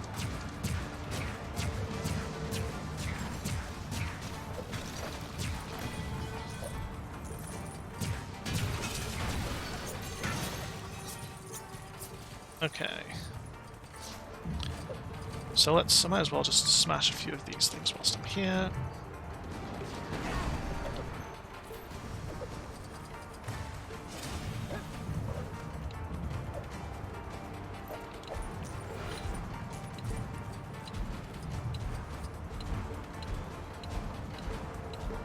Oh, is it not going to give me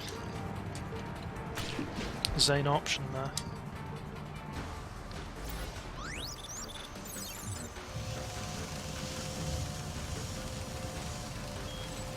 Take it, this is going to be jumping points.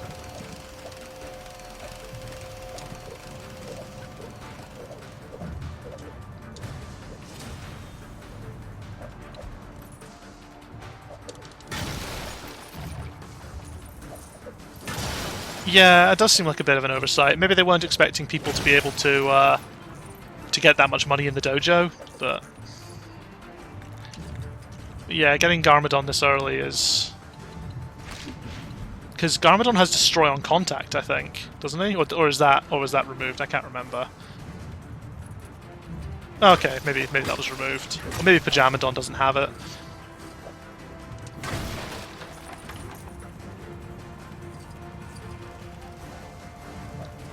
Okay. What other dojos do we have?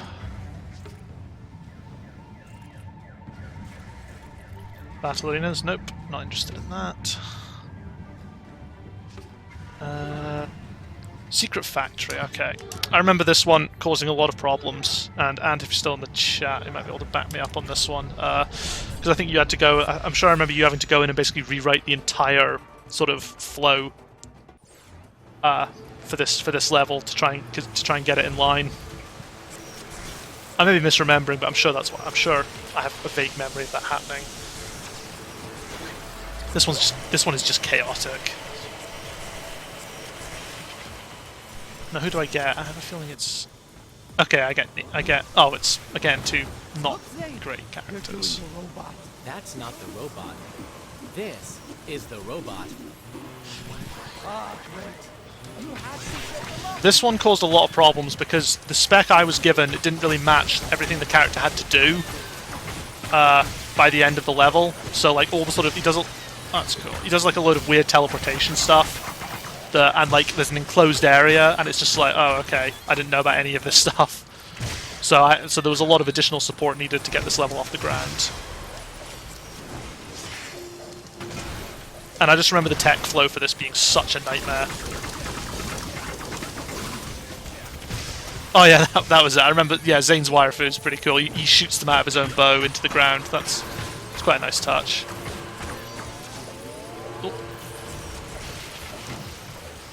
Yeah, you need to stay away from certain parts of the floor because the floor is electric.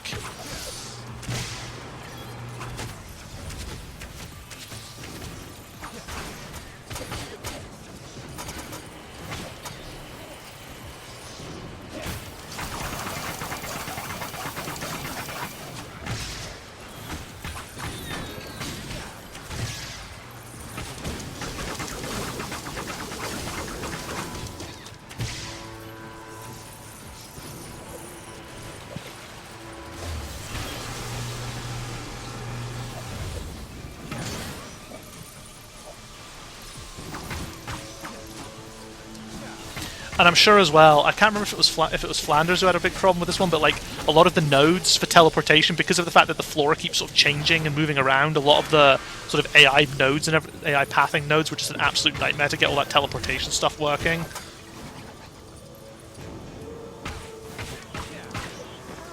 Ow.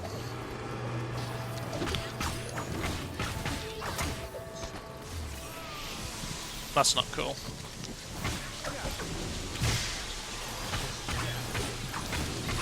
I cannot remember the name of the guy who runs this dojo. I mean, I know we're going to find out, but...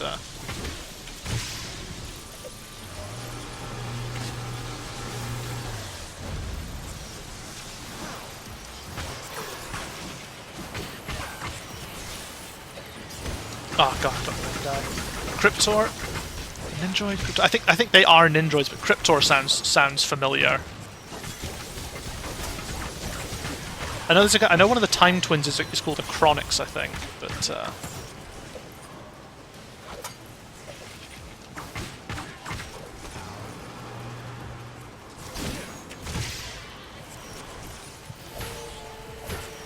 how many special enemies are there?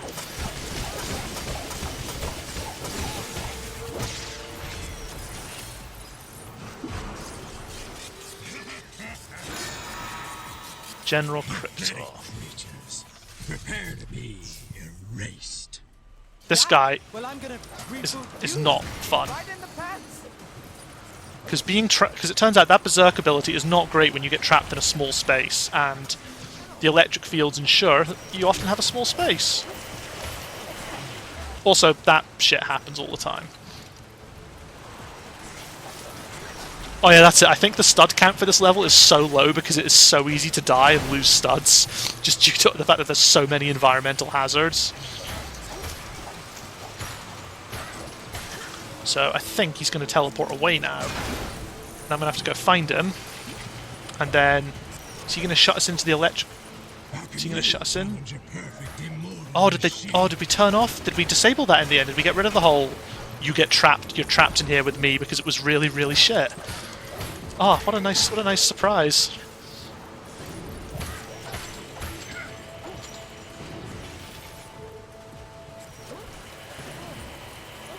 And I'm pretty sure that laser beam there that I was being... That used to be an instant kill as well. There were a lot of decisions about this level that needed fixed.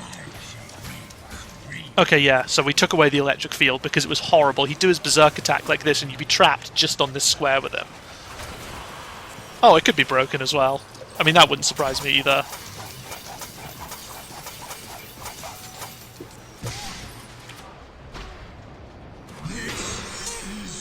Impossible.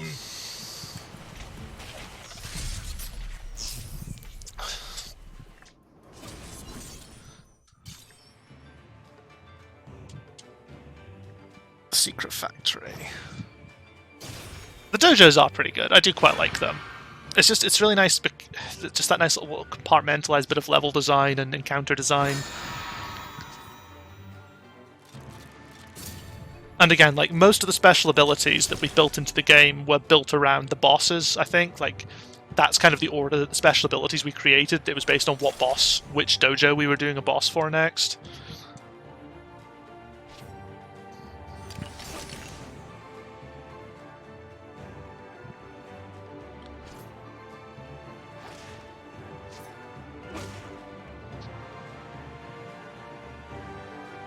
That's a lot of studs.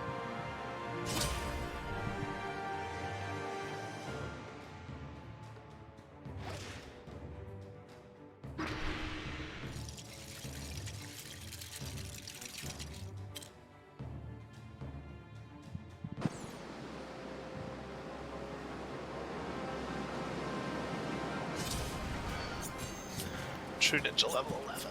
Yeah. Okay, so we're back here. Is there anything interesting? Let's just keep pausing to go to the map. Well, there's one more dojo, I think, so I'll do that before I call it night. Stormy Docks. So this is the ghost, whose name I can't remember. And this is another one. I think it's... Oh, is it Morrow? This one?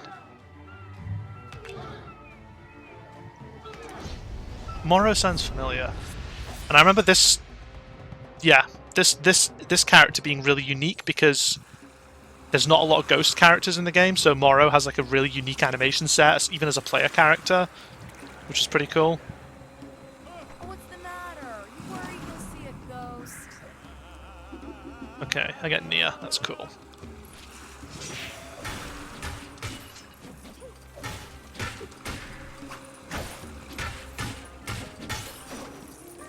Oh god, and then there's these fucking tinies that sort of ghost tinies. I remember seeing them and just not being very... Because, like, having one type of tiny, it's like, oh yeah, the ghost tinies don't work. And it's like, what the fuck are ghost tinies? And it's like, these. And it's like, oh, cool, another type of shitty enemy.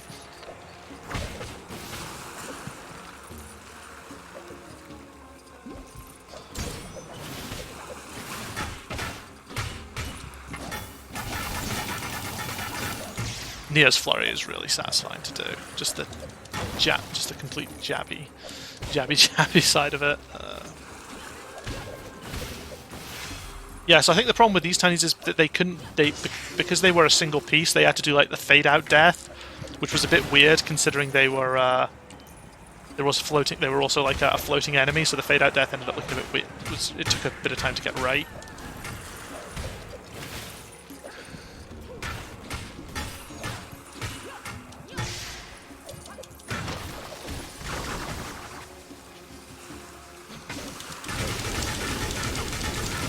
Yeah, I do like Nia. I think Kai's my favourite because he's just so fast. But Nia's a close second in terms of just the feeling. The speedruns... Oh, fuck's sakes. The speedruns always use Cole just for sheer damage, because Cole's hammer does 50 as a base damage, whilst I think Kai does like 30 base damage, I think, and Nia does 25, and Zane does 25. It was, you know, it wasn't balanced at all. There's no balance to the combat to the combat numbers, because, like, you know, Kai's damage, even if Kai's damage is lower, the speed at which he attacks compared to the other characters means that his damage is way higher than his contemporaries with the same damage per hit.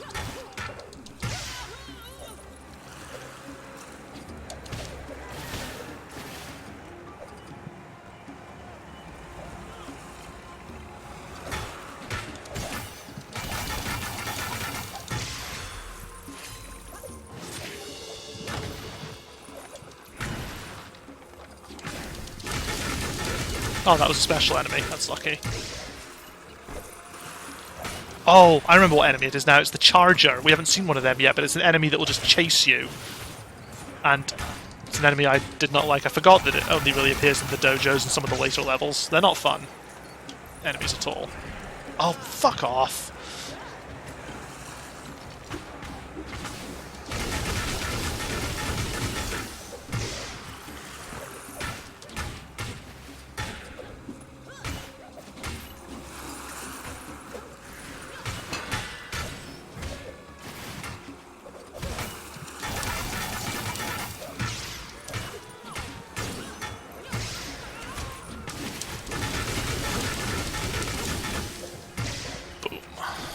Okay, that's quite a nice little...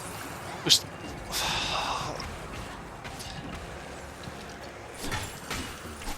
Whichever designer put that tornado in there, I hate you.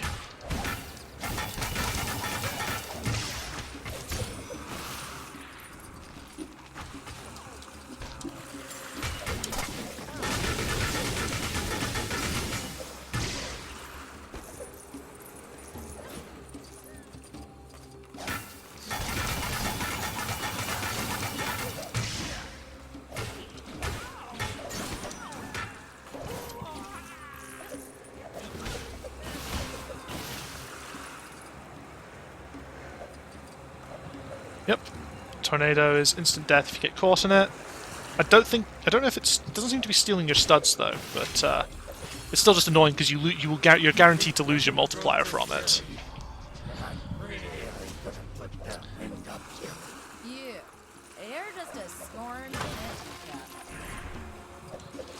Yeah, so look how few studs I have for this dojo compared to the previous ones.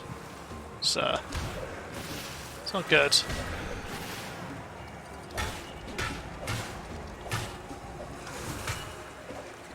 Yeah, so there's the charge attack, as demonstrated to be absolutely not working when trying to go over different...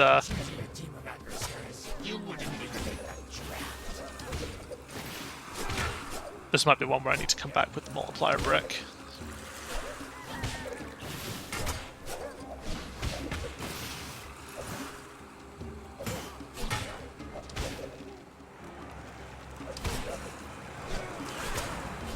Fuck this, I'm just going to finish this dojo. And just live with the... God, the charge is such a shit ability.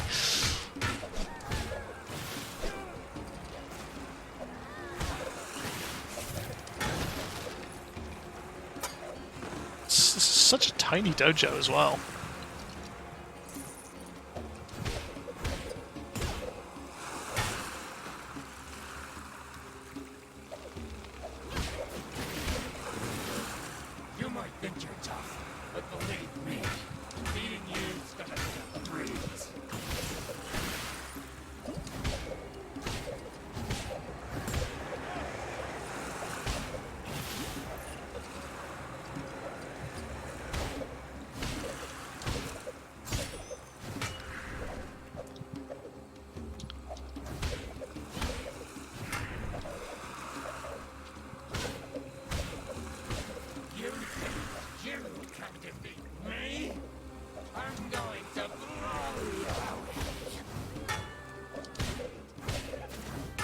Have I just... Is this just how it goes now? Is this just infinite Morrow spawn?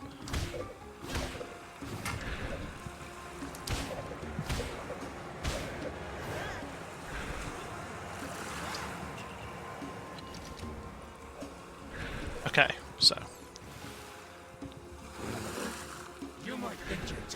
Okay, what's he gonna do? Okay, there we go. It's because he couldn't find a target, so he just kept cycling his abilities. I'm just gonna end this.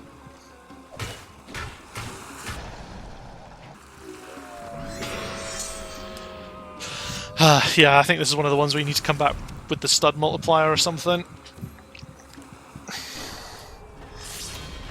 I mean, I don't know if you can replay this with a set with any character you want on second time round.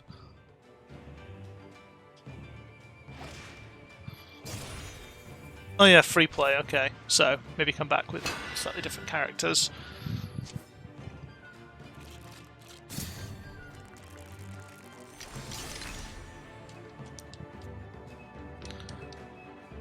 Stormy Docks was surprisingly difficult.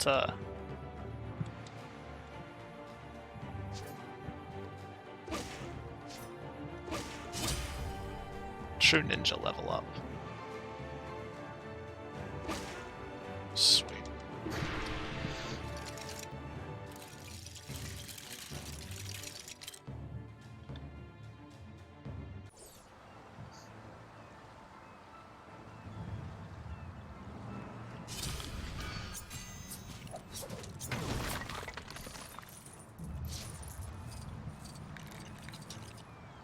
So yeah, it's a fairly hefty character set already. But again, there's so few compared to other games, which is a shame, because there could have been plenty.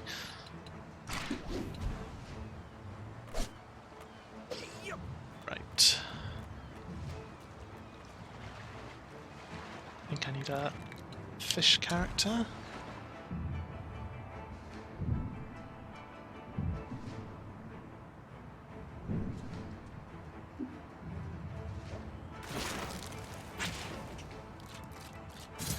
Who do we have here? Octopus, yeah! Again, the blind bags are inspired. It's a genuinely awesome way to unlock characters. And I hope that future LEGO games continue to use something like that if it makes sense, because honestly, it's the coolest character unlock that we've had in ever had in a LEGO game. No, is that one way? Oh, look at that, you can't even run and shoot. Ugh. What a garbage character. Is General number 1 the same? Can she run and shoot? Yeah, she can, because she's awesome. Either that, or it's more likely we just didn't test single gun characters properly.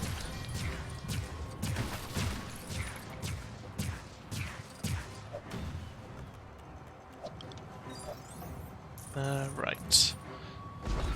How are we doing?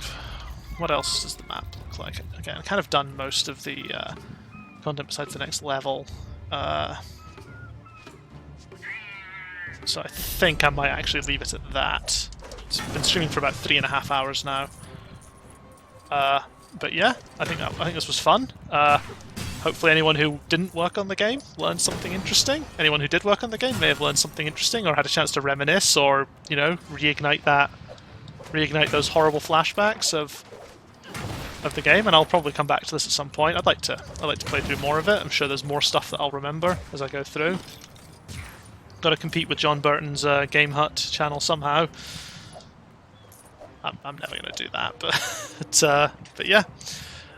Cool. I will pass it over. I will end it there. Is anyone else streaming who I can send a wee host to or a raid to? Host to or a raid to? No, not really much on my list. I don't follow enough people on Twitch. I really need to fix that. Yeah, no, it was good. I'll definitely do this again, maybe with more notice. And yeah, it's been a very lively chat. Like again, I think I peaked at 11 people, which is more than I've ever had in a single stream, and you know, it's been a pretty consistent 6 to 8 the whole time. Only a little depressing. Yeah, all their what could have beens.